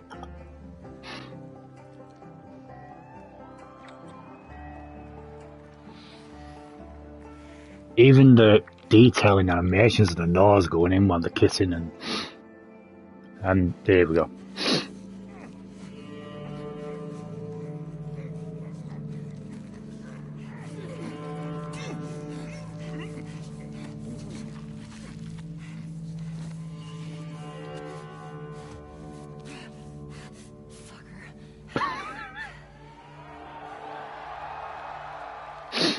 And the gameplay starts. When the HUD came on. They looked at that forest and thought, Holy no shit. This good. Like, that's impossible. But when we flash the HUD and be like, yeah, that's it. This is the real game. People are not ready for this. Like, this is going to fuck you up. And even to this day, I mean, PS4 version still looks fucking incredible.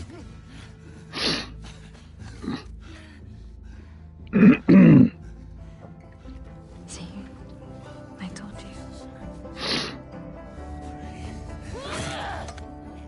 He should be terrified.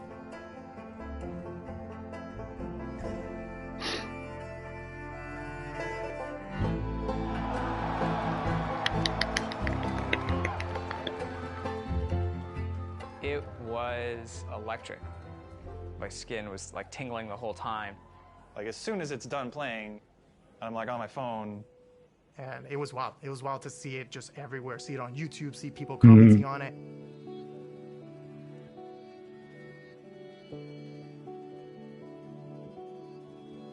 Kissing and kills. It was a really special moment. I shipped something, like, as a level designer. Should be proud of that, bro. There was such a reaction to the animation fidelity. Should definitely be proud of that, mate. Ever seen? Are you kidding me? We're on the forums, going through the messages, seeing how much people think it's amazing. Someone's like, sort of cynically, that our stuff was fake. I guess it's kind of a compliment to the animation team for like someone to say it's fake when they're working so hard. And right away I responded, I was like, don't respond, don't do anything, like it's just not professional. I was also a little anxious about it because it's a little fake, you know? Yeah, don't be like the devs of the day before where they tweet, shit happens. You know what I mean? There's an argument that he's right. It's not the final polished game. You can't just play this demo in any way. You have to play it in this very specific way. But before we even show the demo, it's like, let's not put anything in there we feel like we can't do. There was no thing of like, we don't know how we're going to do that. It was just, we literally just don't have it systemic yet. You know, like systemically, a guy pulling you out from underneath a car, we didn't have that hooked up yet.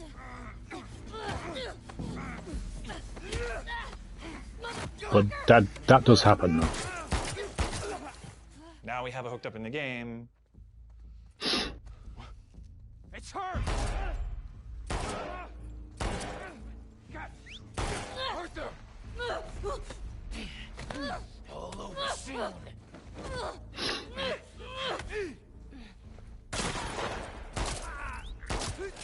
Ultimately, as we're building the rest of the game, if anything feels like it's not the right call for the game, we don't mind changing it. Like we had certain things in the demo for the first Last of Us where like Joel picks up a pistol and takes out individual bullets from it and then pockets it. And like we could have done that, it just took too long. So for gameplay purposes, we cut that out. I was talking to other animators and they were like, yeah, man, they think it's fake. They have no idea. Like, it's awesome. The same animators who made this demo are going to make the final game, so like, I don't know what you're talking about. They were confident, which I'm glad. We knew what we were doing and we knew how special it was. I'd like, if you think it's fake, I'd like you to see it do a better job. And they were excited to be able to add some of those details to their games and their future games. And for some of them, it absolutely freaked them out to see this might be the new bar that's expected for other games to follow. Well, they're not at the moment because they're following fucking like, oh shit, like, live services now. It's like, we have to deliver this. Like, we always were gonna, but now it's like people have called us out, so we have to do a full body throw animation when you pick up a bottle and you're running, and not just a partial animation because that guy fucking called us out.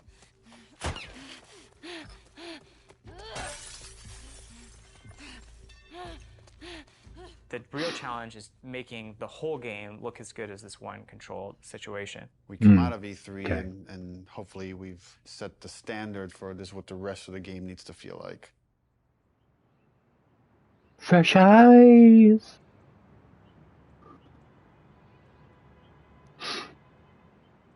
When you already know exactly what you're supposed to do in the game, you've memorized. Is that the Naughty Dog studio? It looks very fancy. Experience with it. Look at that Jack and Daxter and Uncharted statue there. To play it fresh. I want it. Please. I want that bust. Look at that. Mind you, that would freak out my daughter though. So we try to start playing. I want that signed picture of Nathan Drake. We've got testers in bright and early. They're going to start playing the game. They're actually just right across the hall over here.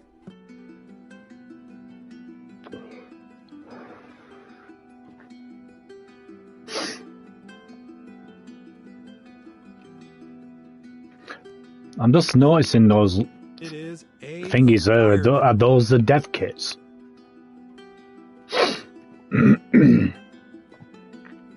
Because things. Bit of shame you can't rewind.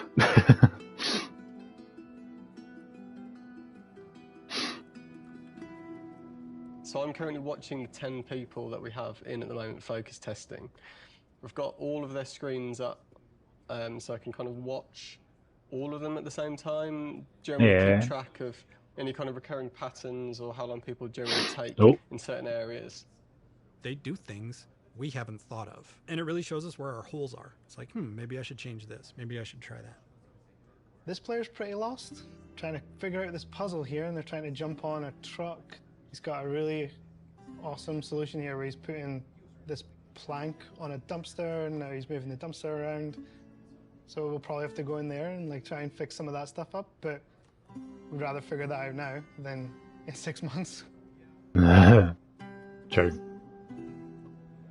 For things like puzzles like this one, that although they're figuring out the puzzle Uh-huh. and actually not doing it in the kind of order that I'd like, what would be better is if they came into the space and realised, okay, that's the thing I need to be like climbing up to or getting to, and then they can kind of work backwards from there and go, well, if I need to get there, how do I get up? Oh, I can get up on this thing.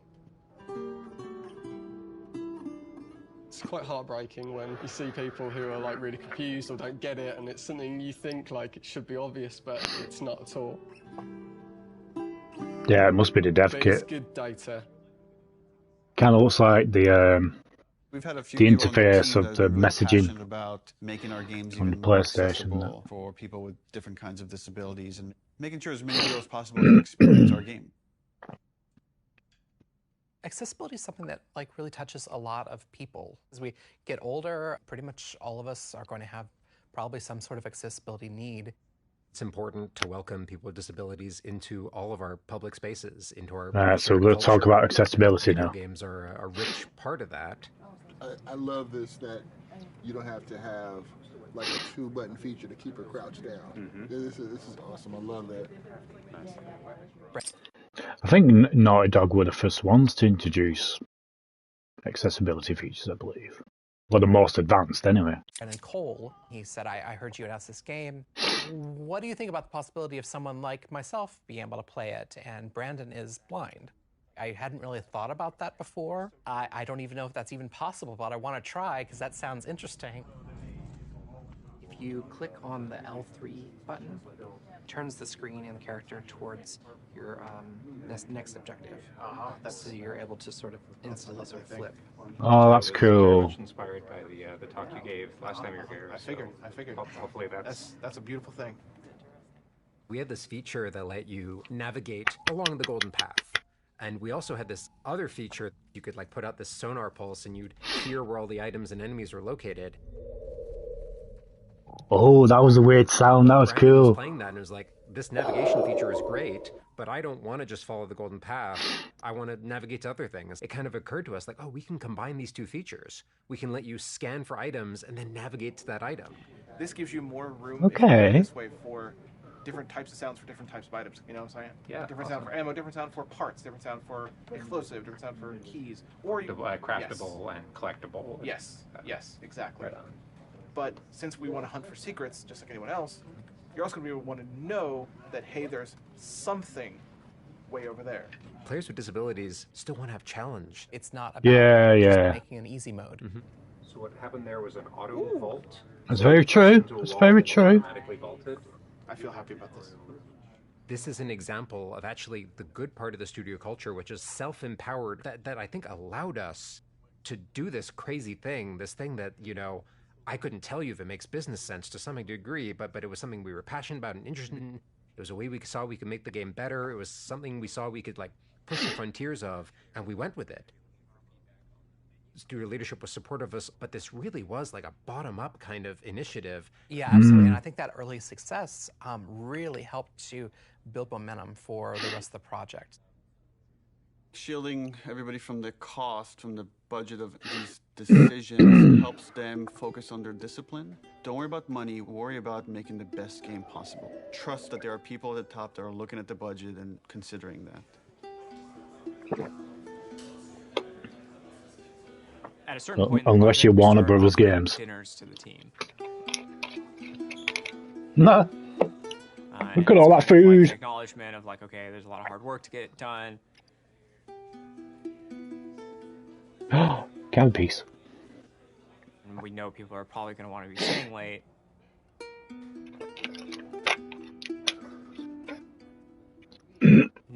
crunching. Oh, crunch time.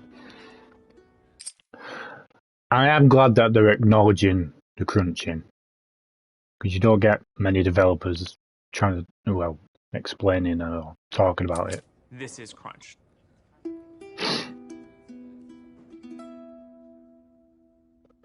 Delay of game. I must have felt it for months that this release date is Spring not 2019. how big the game is.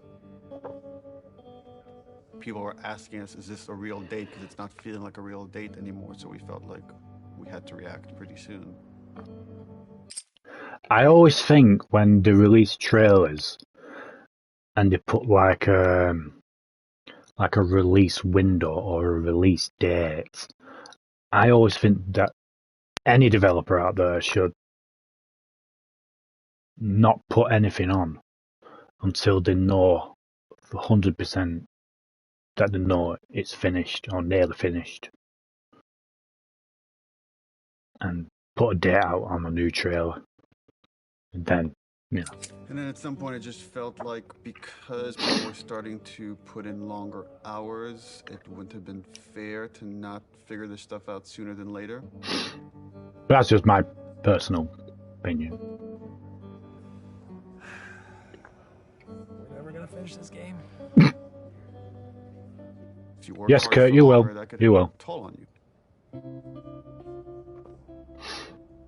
We tell everybody, pace yourselves. It's like it's a marathon, it's not a sprint.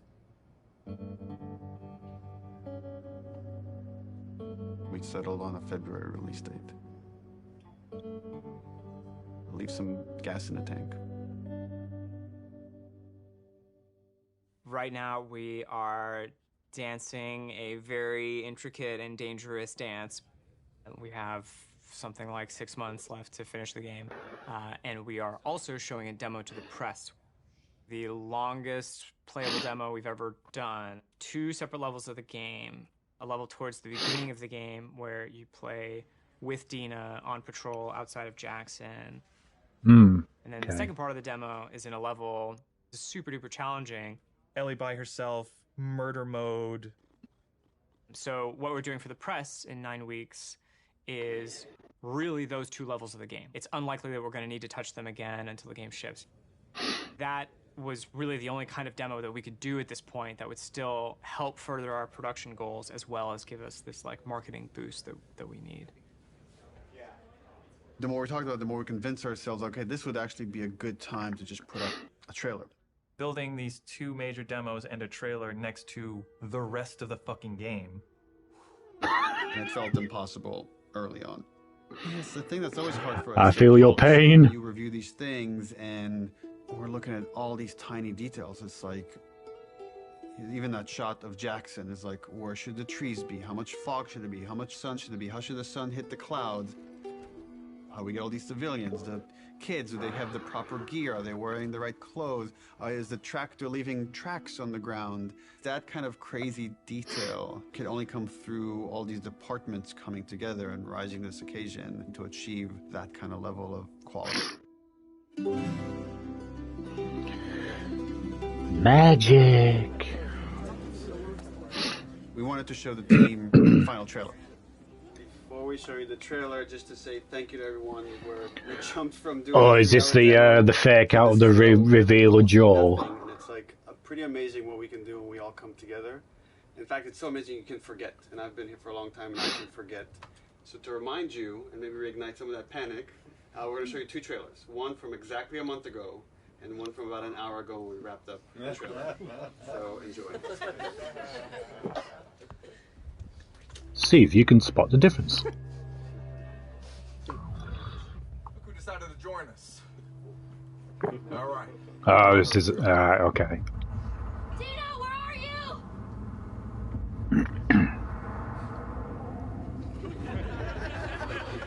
You think I'd let you do this on your own?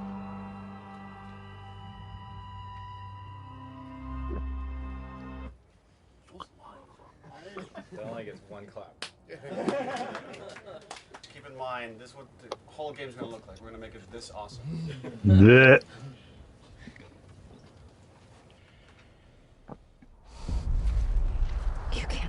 this. Final trailer product. This was a good reminder. Look, when we come together, when we rise to the occasion, when we do this thing that people outside the studio talk about, like this Naughty Dog magic, this is what it looks like. So when you look at parts of the game that aren't there yet, know that we could get there in a pretty short period of time when we're so focused.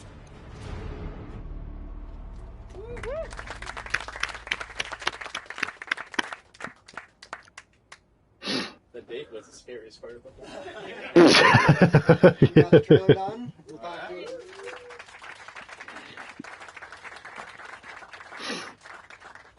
Just wanted to take this moment to run through the events of Outbreak Week, which is when the trailer is going to debut. We are going to be having the big press event in Koreatown at this giant warehouse. We're actually having 80 journalists from all over the world come. We got made sure very comfortable chairs for 3 hours.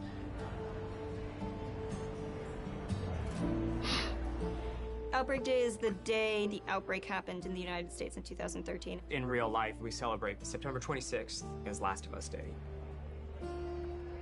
Every September 26th, we've done something for Last of Us fans.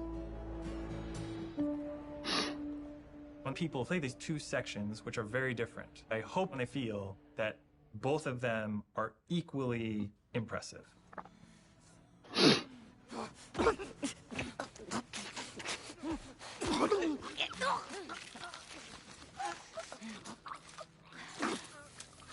When you play that first demo, you're like, that was incredible.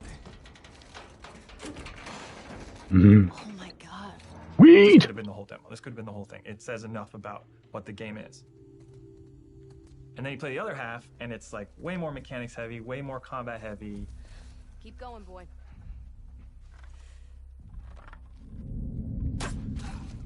There.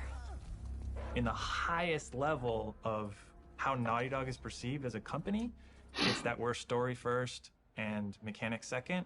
A lot of it is, I think, proving to the press and proving to people that, yes, we can do both. I want people to walk away and say, I do wonder if they do part 3, whether they'll have like infected animals. Because you don't really see them. Well, I don't think you ever see them, do you? Just seems to be people that are infected. Maybe the virus could like mutate or something. Be interested. I know they had ideas of infected animals, but this is the best feeling third-person shooter. It's on the level of the best action stealth games you've ever played.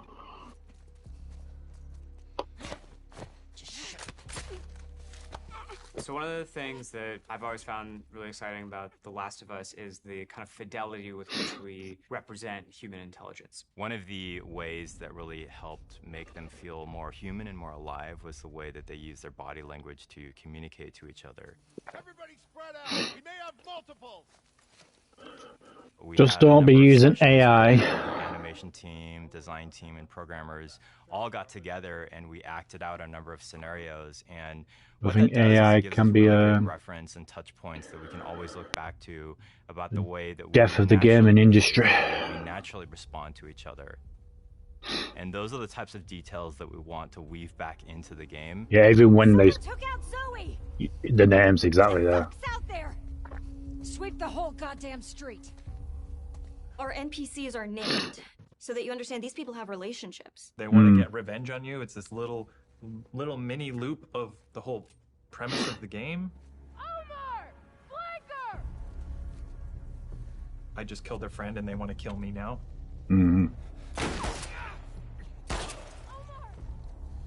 There's a cost. You killed that person. His friend now feels a loss. You know, his dog is now alone.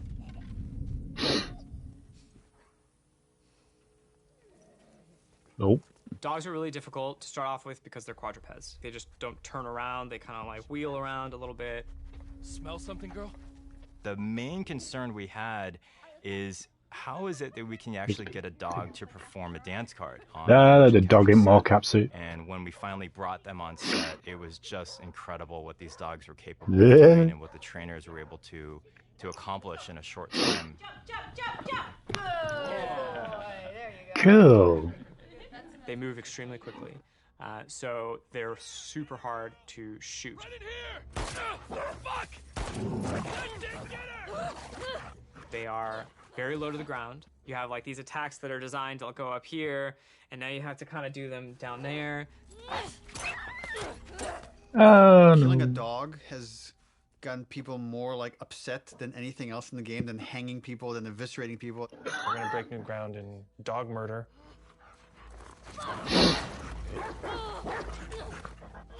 We had like a new scripter start like 2 months ago. First question, she walks into the middle of the room. I have one question. Does the dog survive? And everyone's like, oh no, first day, first day, first day, first day. Where's your boo boo boo?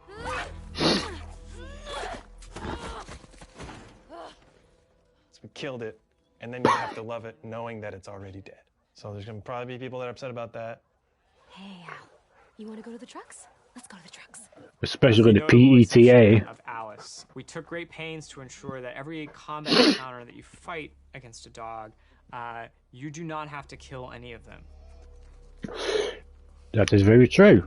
It's an It's more option. powerful to kill people because they're all there because they choose to be there. But all of these dogs were trained to do this exact thing, and so you're killing an innocent creature. Fuck's that? Fuck! Fuck! Got you. That feeling of discomfort, it's exactly what we're trying to explore with The Mm. Last of Us.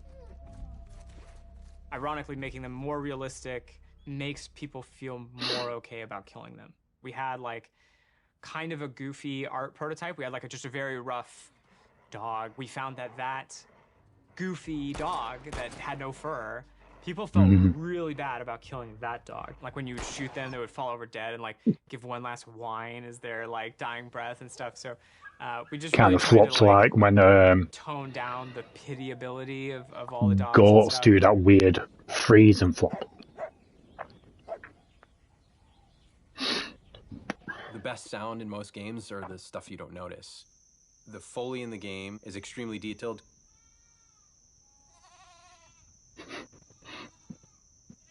Things like Foley are Stop following me. very easy to get wrong and noticed for the wrong reason. Very difficult to get right. But when you get it right, no one's going to pat you on the back for it. Audio guys are kind of a different breed. We listen to everything all the time. It's kind of a curse.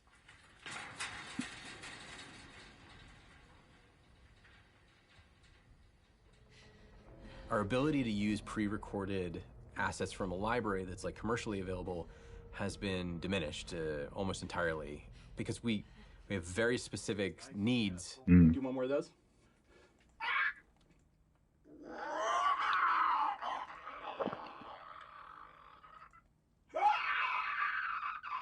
We're trying to take what we did in the first game and bring it to another level of detail. That their voices are fucked up after doing all that.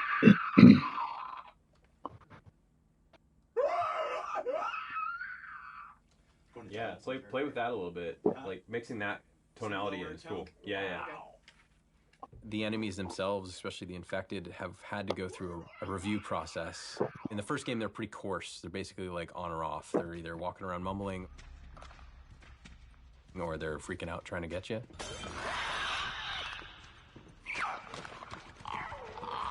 Still find it amazing that it's actual So now people we've doing that developed weird sort of this, like, noise and the clicks and that allows them to have a much more natural flow between being agitated and not.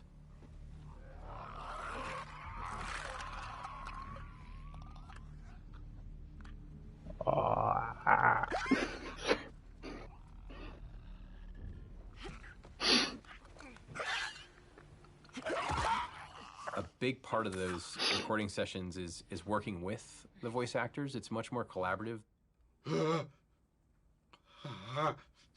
Yeah, that's cool. I kind of want to see what your more natural voice sounds like. You're basically trying to coach people that they're not zombies. Yeah, now imagine sprinting. Ready out of breath. No, Oh yeah, cool, dude. Man. Yeah, take your time, man. That's really great. One of the folks that we work with, the sounds he was able to generate from himself was unlike anything I've ever heard before.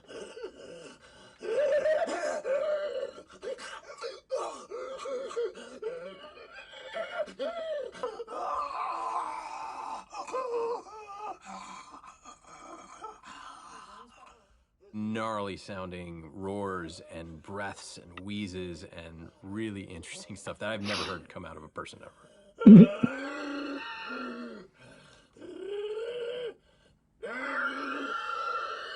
Sound is, we're inherently post-production on a lot of this stuff. We kind of just have to be jamming, and we have to be as prepared as possible, and that's what we try to do.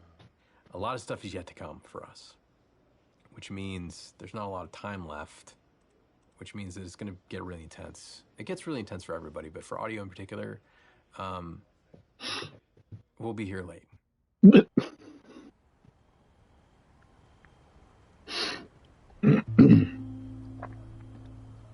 November 2019.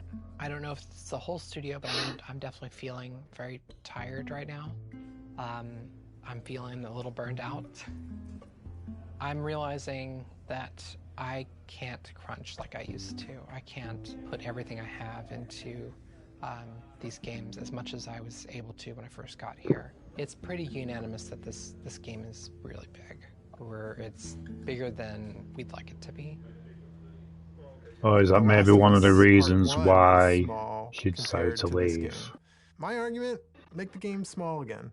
I don't even call them small. There were times when I was writing like 40 pages of in-game dialogue a night. Neil kept saying, stop, you have to like give it to somebody else. We will hire somebody, we will make this work. And I was like, I think it'll just be, I was just bullishly like, I can handle it, I'm tough. I would like somebody to teach me how to have work-life balance. There are some times where I wish I had somebody in production or a big brother that could be like, no, go home. This is great. This is already great. You don't need to do the next thing. I feel like at any given point, you'll go into the kitchen and you'll find people, what I would say, salonning about the game, like going deep philosophy into what's working, what isn't. People criticizing this or that. This doesn't look good. I don't like this scene. This doesn't work for me. I hate this. You know, like they're going to lunch and like expressing doubt to each other and like, is this going to come together? Is this the one that like... That's the fatigue and feeling, I don't know, well, I won't say depressed, but you know what I mean, depressed. That, having doubts about not being able to do it in the amount of time that they need and missing the families and whatnot. I think I'd probably feel the same as well. Screws Naughty Dog up. Let me just exude whatever confidence I have left. Let me try to bestow this person with it so they can feel inspired and go off and do their work. But then sometimes you're alone in the office and you're like, what if this doesn't come together? What if this is the one that sucks? What if this is the one that sinks Naughty Dog?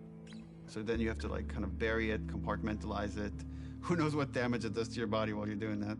Because ultimately, you can't let that fear dictate how you work. And just keep the faith. Keep the faith. Brown film was put season in December due to the COVID. I had to push to get the game. Ah, okay.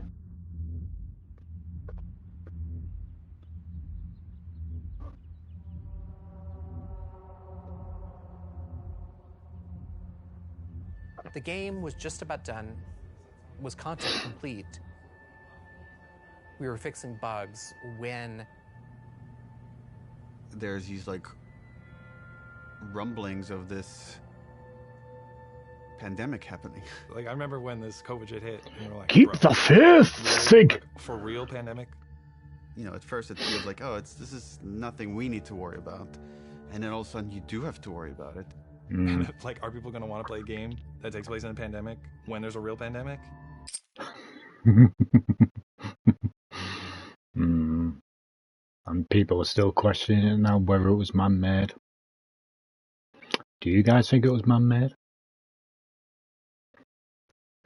To get people in check? To get rid of some of the population? Control? We had never worked from home ever. Naughty Dog was actually strictly against working from home. We did not have the infrastructure set up at this studio to work from home. And it's because we were so intense about It security certainly did, Sig. that all of our data, including our emails and our chats and IMs, it all had to be on a server inside the building.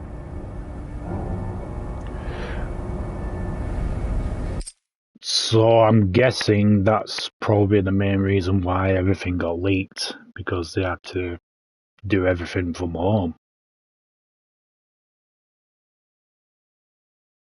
Interesting.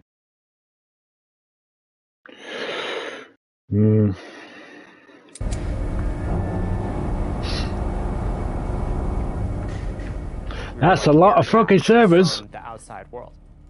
The operations team, the IT team, our engineering team, they all had to coordinate in a very short period of time to get us working from home. We don't even know when the game can come out. Sony was like, we don't know if we can physically ship this product with like the supply chain and stuff. We had to come out and say, the game can come out in this date, and we don't even know when it will come out. It's delayed indefinitely. So a lot of our most hardcore fans are angry with us. Around the same exact time, There's a fucking pandemic and you're fuming. I mean, you could fucking die. I think it was all Crash Bandicoot's fault. Oh dear, people raging because it was delayed during the pandemic.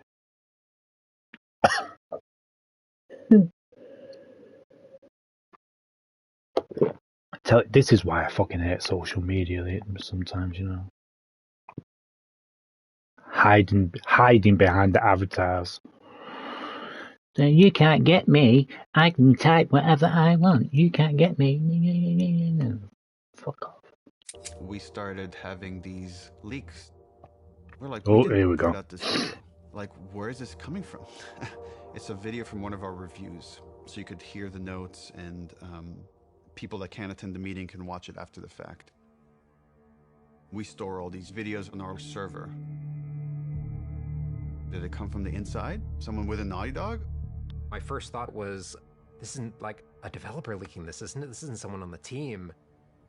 That's this person in the Netherlands downloaded terabytes of videos through a back door in the server. And then this is where we made a fatal error. Let's close this back door. And then this person put out everything. A video goes up on YouTube, and I don't remember what the first video was, but it was something relatively benign. But they weren't like super important scenes. You know, they were like little clips, and it was like, okay, that's a little weird. What is that? All out of order and stuff. And I was like, oh, that's bad. Yeah. I'd be absolutely fucking gutted. Whoever this person was in the Netherlands, I do hope that they found him. But he punished them for doing what they did. Jesus.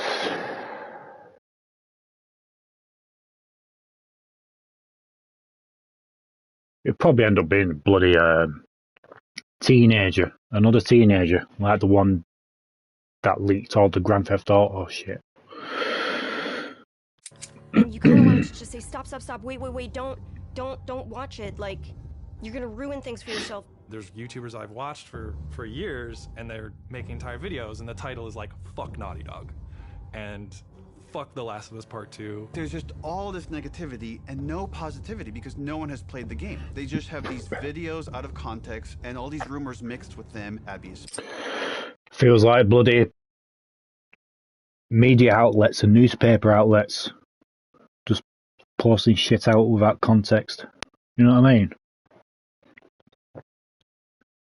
Just trying to get everyone hating on everything.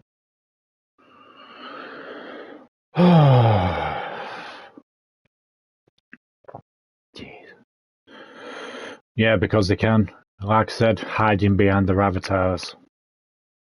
They won't be doing all this if they had to like put in the real names and their addresses and stuff like that. You know what I mean? Even if you like created an email, for example, and you had to put in your real name, your date of birth. where you lived, or even YouTube or Instagram, Twitter. You won't see people doing this kind of thing if they had to input all that personal detail in. I think they should actually implement that, to be honest with you. Then they'd be able to pinpoint the locations of them. But obviously, as well, there's VPNs. But they should really sort the technology and safety. It's like building a sandcastle at a beach and spending a whole day building it and then having some arsehole kick it. Yeah, exactly.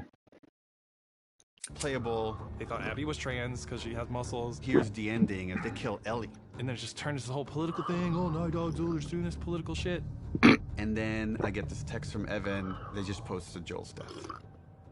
And my heart sinks. I can't even describe this feeling. It's just this like dread. It's almost like you just heard someone you care about died. I don't know, that's the closest I could come to. I thought Troy would be looking at that bit. You see, you were wrong. He said, do you think we did the right thing? And I said, I don't know, Neil. I haven't played the game yet. I was livid. I was real angry. I'm bombarded with hundreds of negative comments. Death threats, anti-Semitic comments. Oh, I can't read it properly when I pause it. It's putting me in a deep depression. There's some stupid stuff that's like, you're a feminazi, you're whatever shit like that, but it's like some stuff was really like, you know, disturbing. The hatred, I think, that was behind it. I was sad. Like, there were a lot of days where I would just cry. Every time I went online, it was just, that's all I saw was death threats and threats of violence. And the worst of it, the really like hardcore death threats got passed along, and they, you know, made sure that they weren't anyone that like lived close by. Yeah, they were like threatening my son, you know, who was born during all of it, and yeah, it was rough. It was rough. But, you know... Wow. Seriously? You'd stoop that low to threaten her son?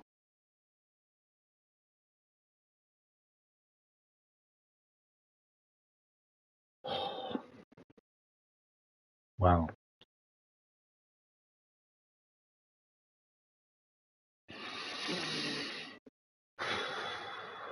I mean, I knew that they were getting threats and stuff like that, but to stoop that low.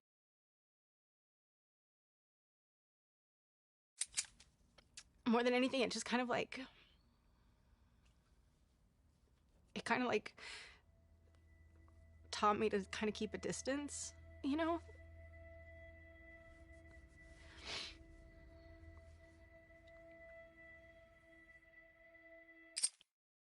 Wow.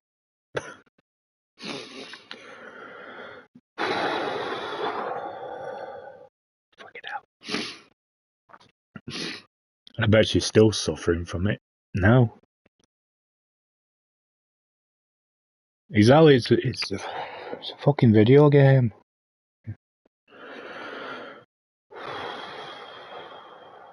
Sorry.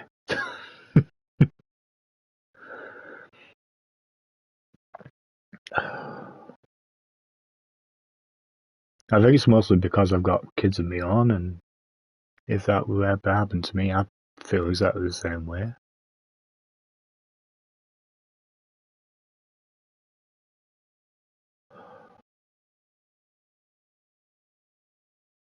Just to threaten your child. They've just been born.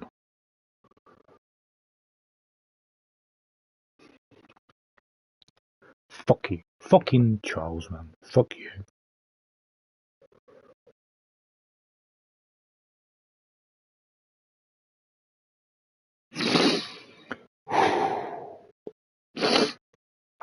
Oh, sorry guys. Jesus Christ.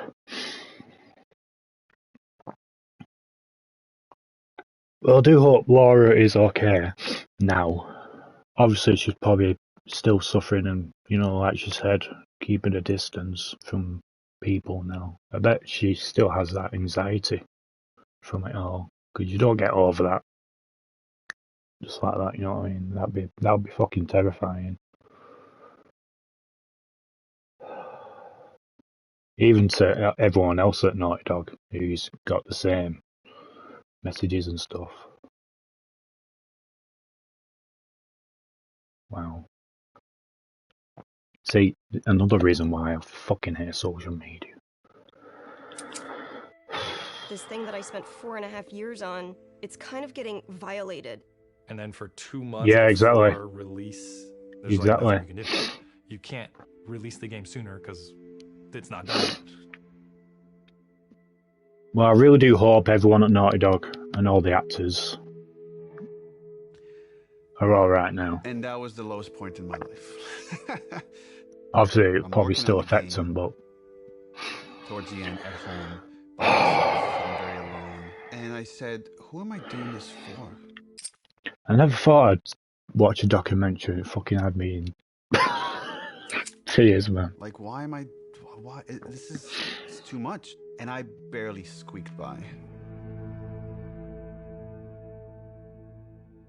And then we were able to finish it. And, we sent it to reviewers. Reviews are through the roof.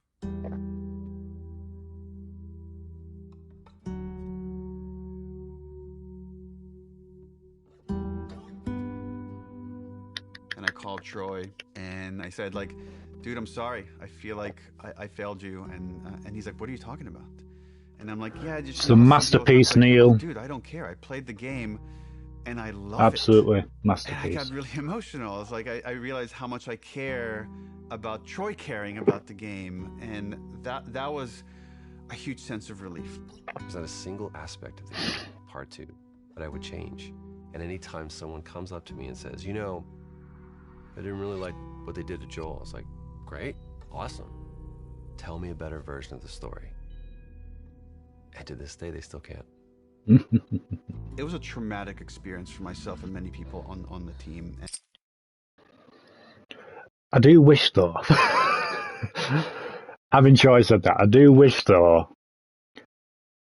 they included the sewers section, the expanded sewer section when you were crawling through and you see the infected stuck in the wall and Ellie having that PTSD moment and then the clicker turned into Joe for a split second. I do wish that would have been in the final game. That would have been pretty cool. That would have been pretty cool, but that's just my nitpick. That is. The kind of hate we got because of those leaks. I did find that will stay with me forever. Lost level and really I can't even cool. describe how angry I was of what damage this person did to us. I want them punished in every sort of way. I wanted this to be this villain. And this person is like, in their 20s or whatever. They live with their parents. And it's a fan. And then when we delayed the game indefinitely. It was a fucking fan.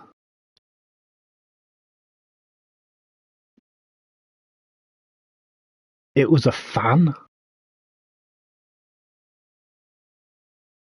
Why?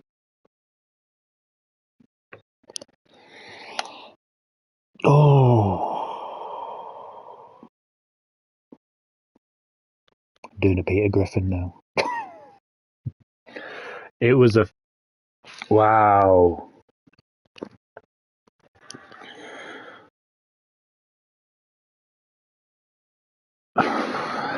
What a fucking idiot.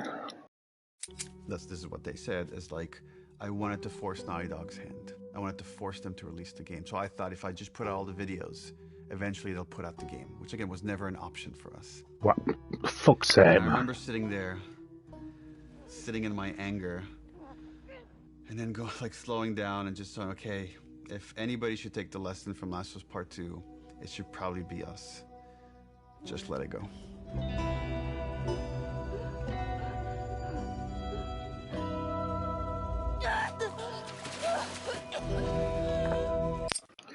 Right, okay.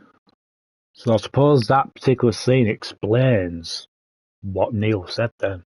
That makes sense now.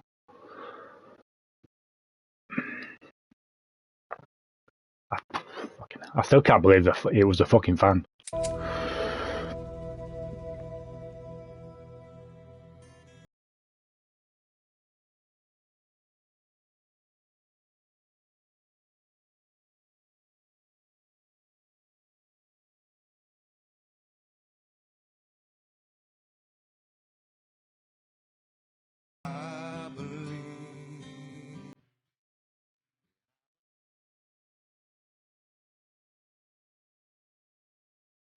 He must have been caught because he explained who it was in his 20s.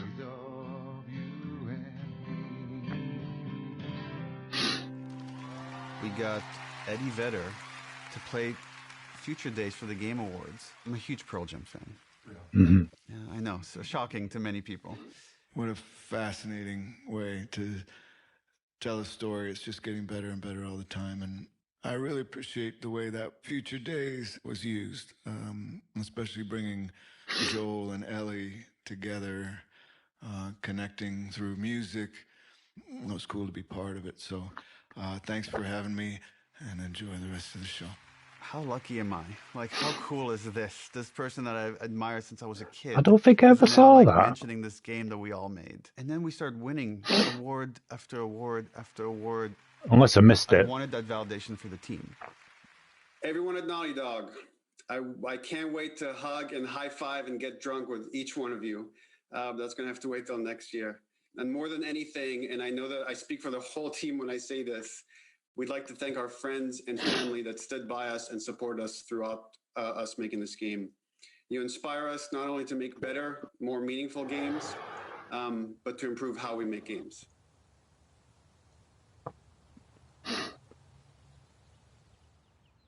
Fast forward to March 2023. The pandemic kind of brought up that question of like health and mental health. Are we developers that are going to stay at the studio and have full careers? That'd be How do awesome we to make have. this sustainable? I chuckle in retrospect, just how absurd the failure of trying to alleviate crunch was. If you have great processes and you're super organized, that doesn't fix crunch. What that does is it Well, yeah, allows you to exactly. make a better Yeah. game. We read the post-mortem feedback for The Last of Us 2, and it was really, really upsetting to see what coworkers had gone through. So we were highly motivated to try to figure out how to fix it. Everything about our workflows were already being upended with remote work and everything. So it's like, okay, well, yeah, we got to do this now. And we knew that to make the real changes we did, it would take the entire studio working together. We now have the goal for Naughty Dog to eliminate crunch. The only thing that fixes crunch, the only thing, is just deciding that you're not going to crunch. When we onboard people, we tell them, we have a reputation as a studio for crunching. So you don't see many developers doing that neither. Sorting shit out instead of the heads going, fucking deal with it. Jog on. And it's something we don't want. And it's something we're not going to do anymore. First, we had to do what is crunch. Let's define it, because when you just look at hours, that turn out to be too simplistic. It's a multitude of factors. It's not just. I'll have to Google it, see if they got punished for doing any of like it. So many of these little things. How do we make sure no one at Naughty Dog burns out? Every couple of months we send out a 90-second questionnaire that goes, are you worried about your workload? Are you worried about having to work overtime? If you feel like I'm overburdened with work, you have to tell somebody. And it's good that they're doing that. It's good that they're We doing used that. to, as a studio, when we were getting close to shipping a game, bring in dinners for the whole studio.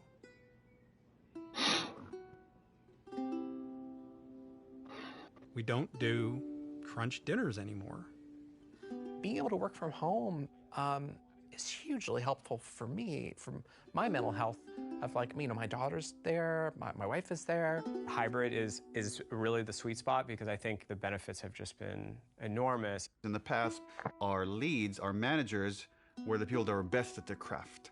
but not necessarily the best managers. So we created the role of principal. Yeah, unless it's already been Do done. you want to make stuff, or do you want to lead and manage? And Arnaldo is now a lead designer here. Now I'm responsible for a team, and I really enjoy Oh, congrats, Arnaldo. being able to share that knowledge and kind of work with someone, even if they're more experienced than me, and it's been great so far. Oh, I'm chuffed for him. I'm chuffed to bits for him. A very large and robust Congratulations, production bro. department now that we didn't have. Holding us accountable when we make a decision, when it's just everyone going, yes, more, yes, better, yes, polish, polish, polish. Tallying that up and going, okay, well, this is the result. Now you're not in your ship date anymore. It feels so much like a different studio. I hope that we can keep changing for the better and make sure that we're making the games that we want to make, that we're really passionate about, that we don't stop doing that. We want self-driven, healthy designers. Yes, we want to have it exactly. all. We want to have it both. And can we do that? That'll be the question, I guess. You Naughty Dog, you'll make it work. You'll make it work. The HBO's thing has been a wild ride. Enjoyed that show. Looking forward to season 2. Definitely looking forward to season 2. I just Loved that episode. good. Like, dude, if it just comes out and it's a good Made me show, cry, that. like that's gonna be huge. Booga booga. Even that scene, it was a real giraffe. It was a real giraffe.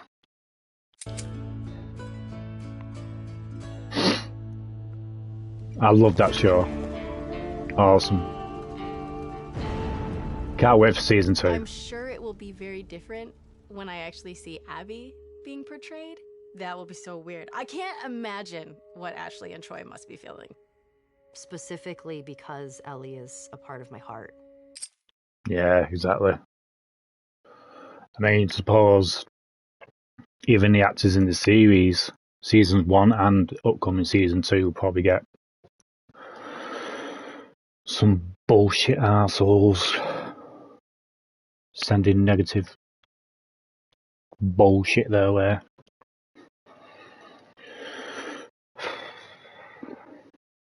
In some ways, it was really hard.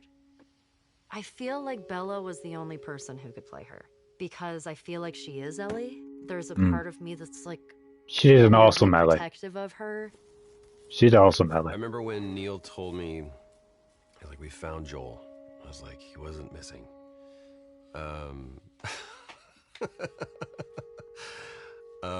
He goes, Pedro Pascal. And I went, oh, we're bulletproof.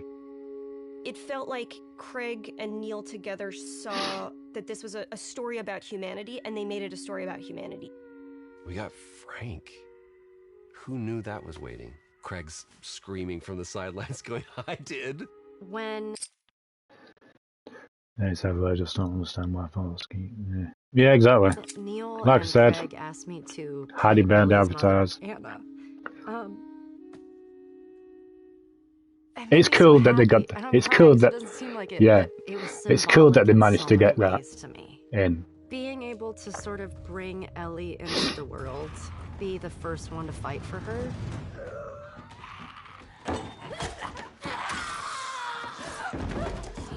It breaks my heart. It felt like on the other side, we could get this story to people that will never play a video game. My mom is watching the show, and like, she can enjoy this story, and she can be a part of it, and she's so excited I'm working on season 2 and getting to see that. I love this idea that someone could watch the show and then realize, wait, that's based on a video game? Yeah. And come back and check out the game and then realize, oh, there's like all these rich games, AAA, indie, and all sorts of stories that are really unique to this medium. Future days. I did some other interview where someone asked me about The Last of Us and would there be any more stories or something, and I mentioned, like, you know, we have written a story that takes place after Last of Us 2 that stars Tommy. And I hope one day we get to make it. And the headlines across the industry were like, Naughty Dog has outlined Last of Us Part 3. And that's actually wrong. it was always a small story. It was never like a full title. At the time, we had higher priorities at Naughty Dog. Was like to fix our pipeline, to fix work-life balance issues. Just based on where we were, I didn't want to prioritize this story, so that story was shelved. Right. And I still believe one okay. day it will see the light of day. I don't know if it'll be a game or a show, TBD. First game had such a clean concept of like the unconditional love a parent feels for their child. Mm-hmm. The second one, once we landed on this idea of the pursuit of justice at any cost, justice for the ones you love, it felt like, oh, there's a clean concept here, and there's a through line from the first game about love. If we never get to do it again, this is a fine ending point. And right, last bite of the apple, the story's done. The great thing about working at Naughty Dog is that we don't have to. It's always like, we would love another Last of Us, but if you guys feel like we're passionate about something else, we'll support this other thing. Very privileged position to be in. I never take that for granted. Mm-hmm. I've been just thinking about, okay, is there a concept there? And for now years, I haven't been able to find that concept. But recently that's changed. And I don't have a story, but I do have that concept that to me is as exciting as one, as exciting as two, is its own thing, and yet has this through line for all three. Oh.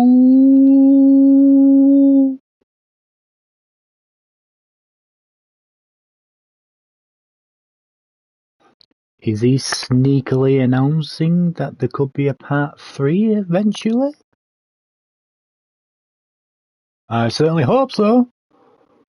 Could it? Oh. I do hope it'll be like, I don't know what it'll be like, but I do hope it'll continue Abby and Lev. Interesting. Ooh. Different emotional level. So it does feel like there's probably one more chapter to this story. Please. Please, Neil. I can wait. I can really wait.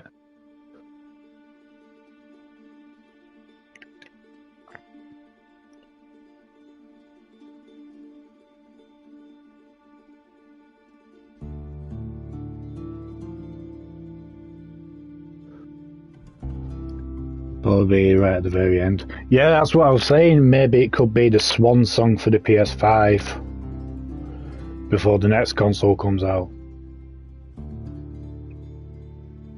Or if it comes out for the next console, that's absolutely fine with me. Take all the time you need. Interesting, though. He does have that concept.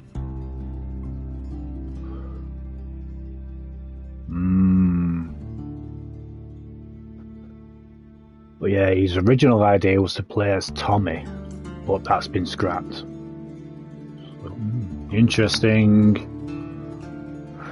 Interesting indeed.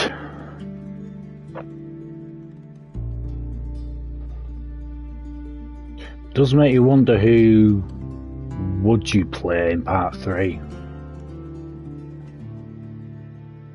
Would they continue Abby and Lev, Ellie and Dina?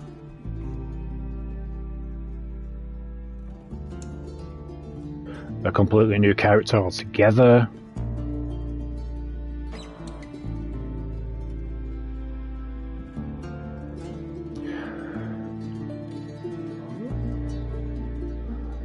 Could it be a redemption storyline, perhaps? Maybe. If they do decide to make part 3, they should leave it at part 3. They should wrap it up and have it as a trilogy. That's my personal opinion. I think they should just do it as a trilogy. Don't be like bloody Ubisoft milking the franchises like they do with bloody Far Cry and Assassin's Creed and all that malarkey. Just have it as a trilogy. Wrap the story up. And concentrate on whatever game you decide to do next.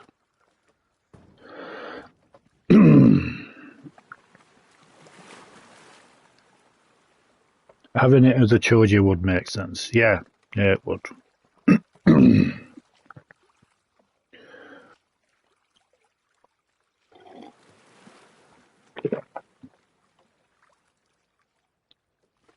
And will it be on 2 discs?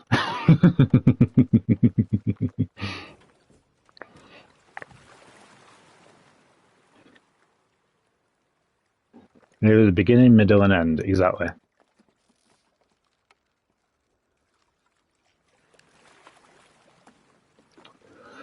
I don't know. I don't know. I do have respect for Naughty Dog. I really do. I mean, I absolutely loved these games. I still love them to this day. I mean, was I pissed off, annoyed, upset about the Joel Jeff? Yes. You saw my reaction when we first played it on the PS4, but the story overall was mwah, chef's kiss. Chef's kiss.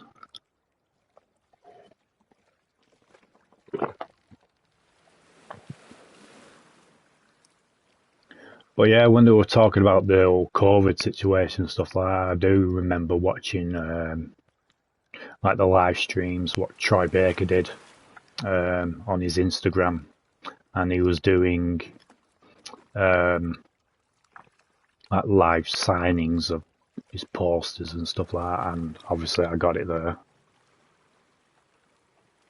Wonder if they'll end it, will they not secure it or something else?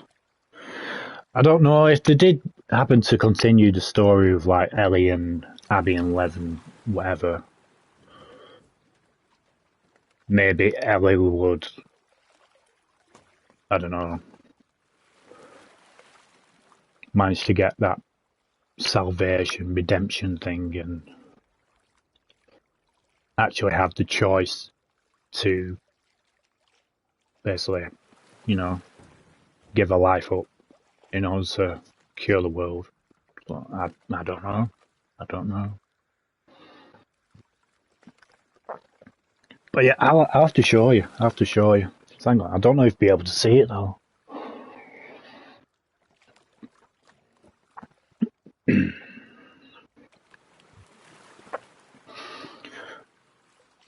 But yeah, during COVID, Troy Baker was doing signings live of different characters that he portrayed in the games that he's done.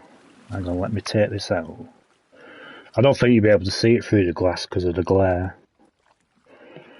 I do have the video of this picture on my channel, as well as my Instagram.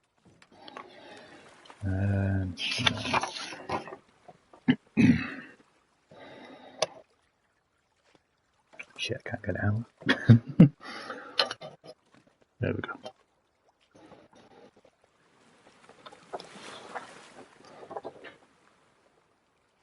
I am number 1086. I don't know if you'll be able to see it properly there, but it says, Harry, I'd like that. That's basically near the end of the game where Ellie and Joel are talking, and he says, I'd like that, when Ellie says, I'd like to try and forgive you. I absolutely loved the way Troy portrayed that performance at the end of the game, and obviously his signature there. But yeah, Harry, I'd like that. But yeah, there's Joel there, signed by Troy Baker. So yeah, I'm glad I managed to get that. But anyway. But yeah, that was a really good documentary on the making of The Last of Us 2. And it made me laugh, it made me angry, made me cry, especially during that the threats segment of the production of the game. Absolutely. Nah, I'm not a Last of Us fan.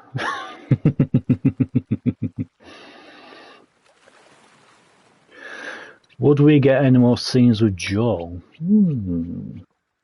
Possibly. Possibly we might get some more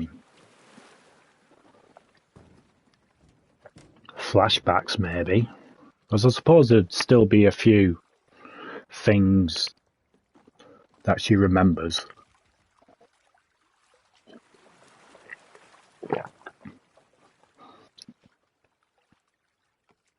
Or maybe perhaps she's still possibly seeing Joel in the present.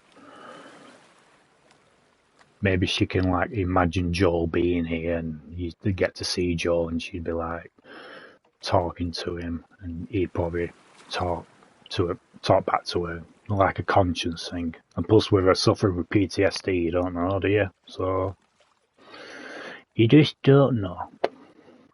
But yeah, I thoroughly enjoyed that. That was a real good documentary. But yeah, I'm glad that they've managed to try and work out work and family life, trying to blend that together so they don't have to deal with crunch anymore and stuff. They did spend 4 or 5 years together. Sure, there should be something they can do with Joel. Well, yeah, true.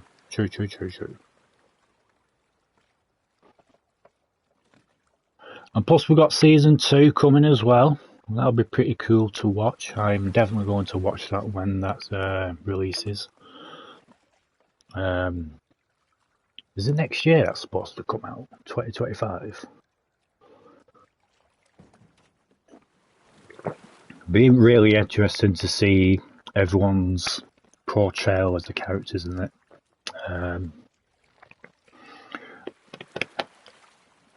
I do hope they'll keep the characters who were in season 1.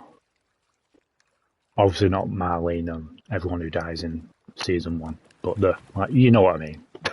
I hope they return for season 2. Obviously we know that Bella's back. I don't think I heard confirmation about Pedro yet, have we?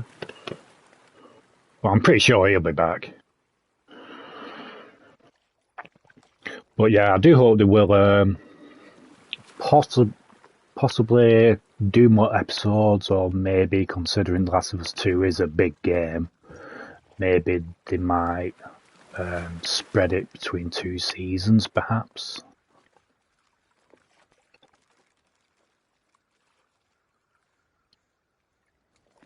I suppose they'd have to, I don't know, I really don't know how they would do it, considering if they do make a part 3, I suppose they'd have to like release part 3 first.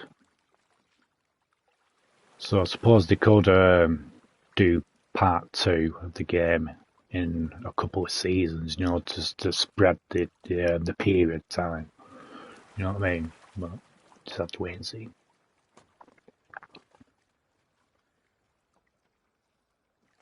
Oh, they spread it all right. But yeah, I thoroughly enjoyed that. That was definitely worth watching. But yeah, I do hope you have enjoyed my reaction, and it's really appreciative that you guys dropped by as well to watch this with me.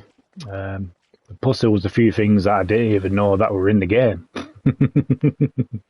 Especially with that underwater prawning animation, I didn't even know. And the blood, when it's raining, it like hits the blood, and yeah, I didn't even know they did that either. So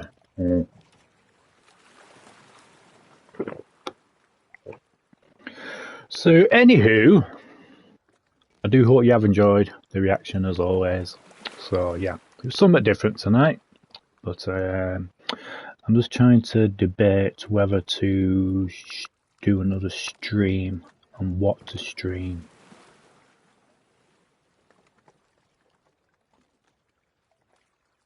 Yeah, no worries, Sig. No worries. I don't know. No, I think I'll leave it for tonight, and then we'll continue streaming tomorrow.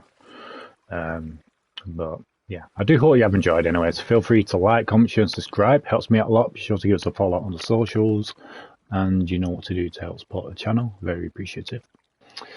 So, yeah.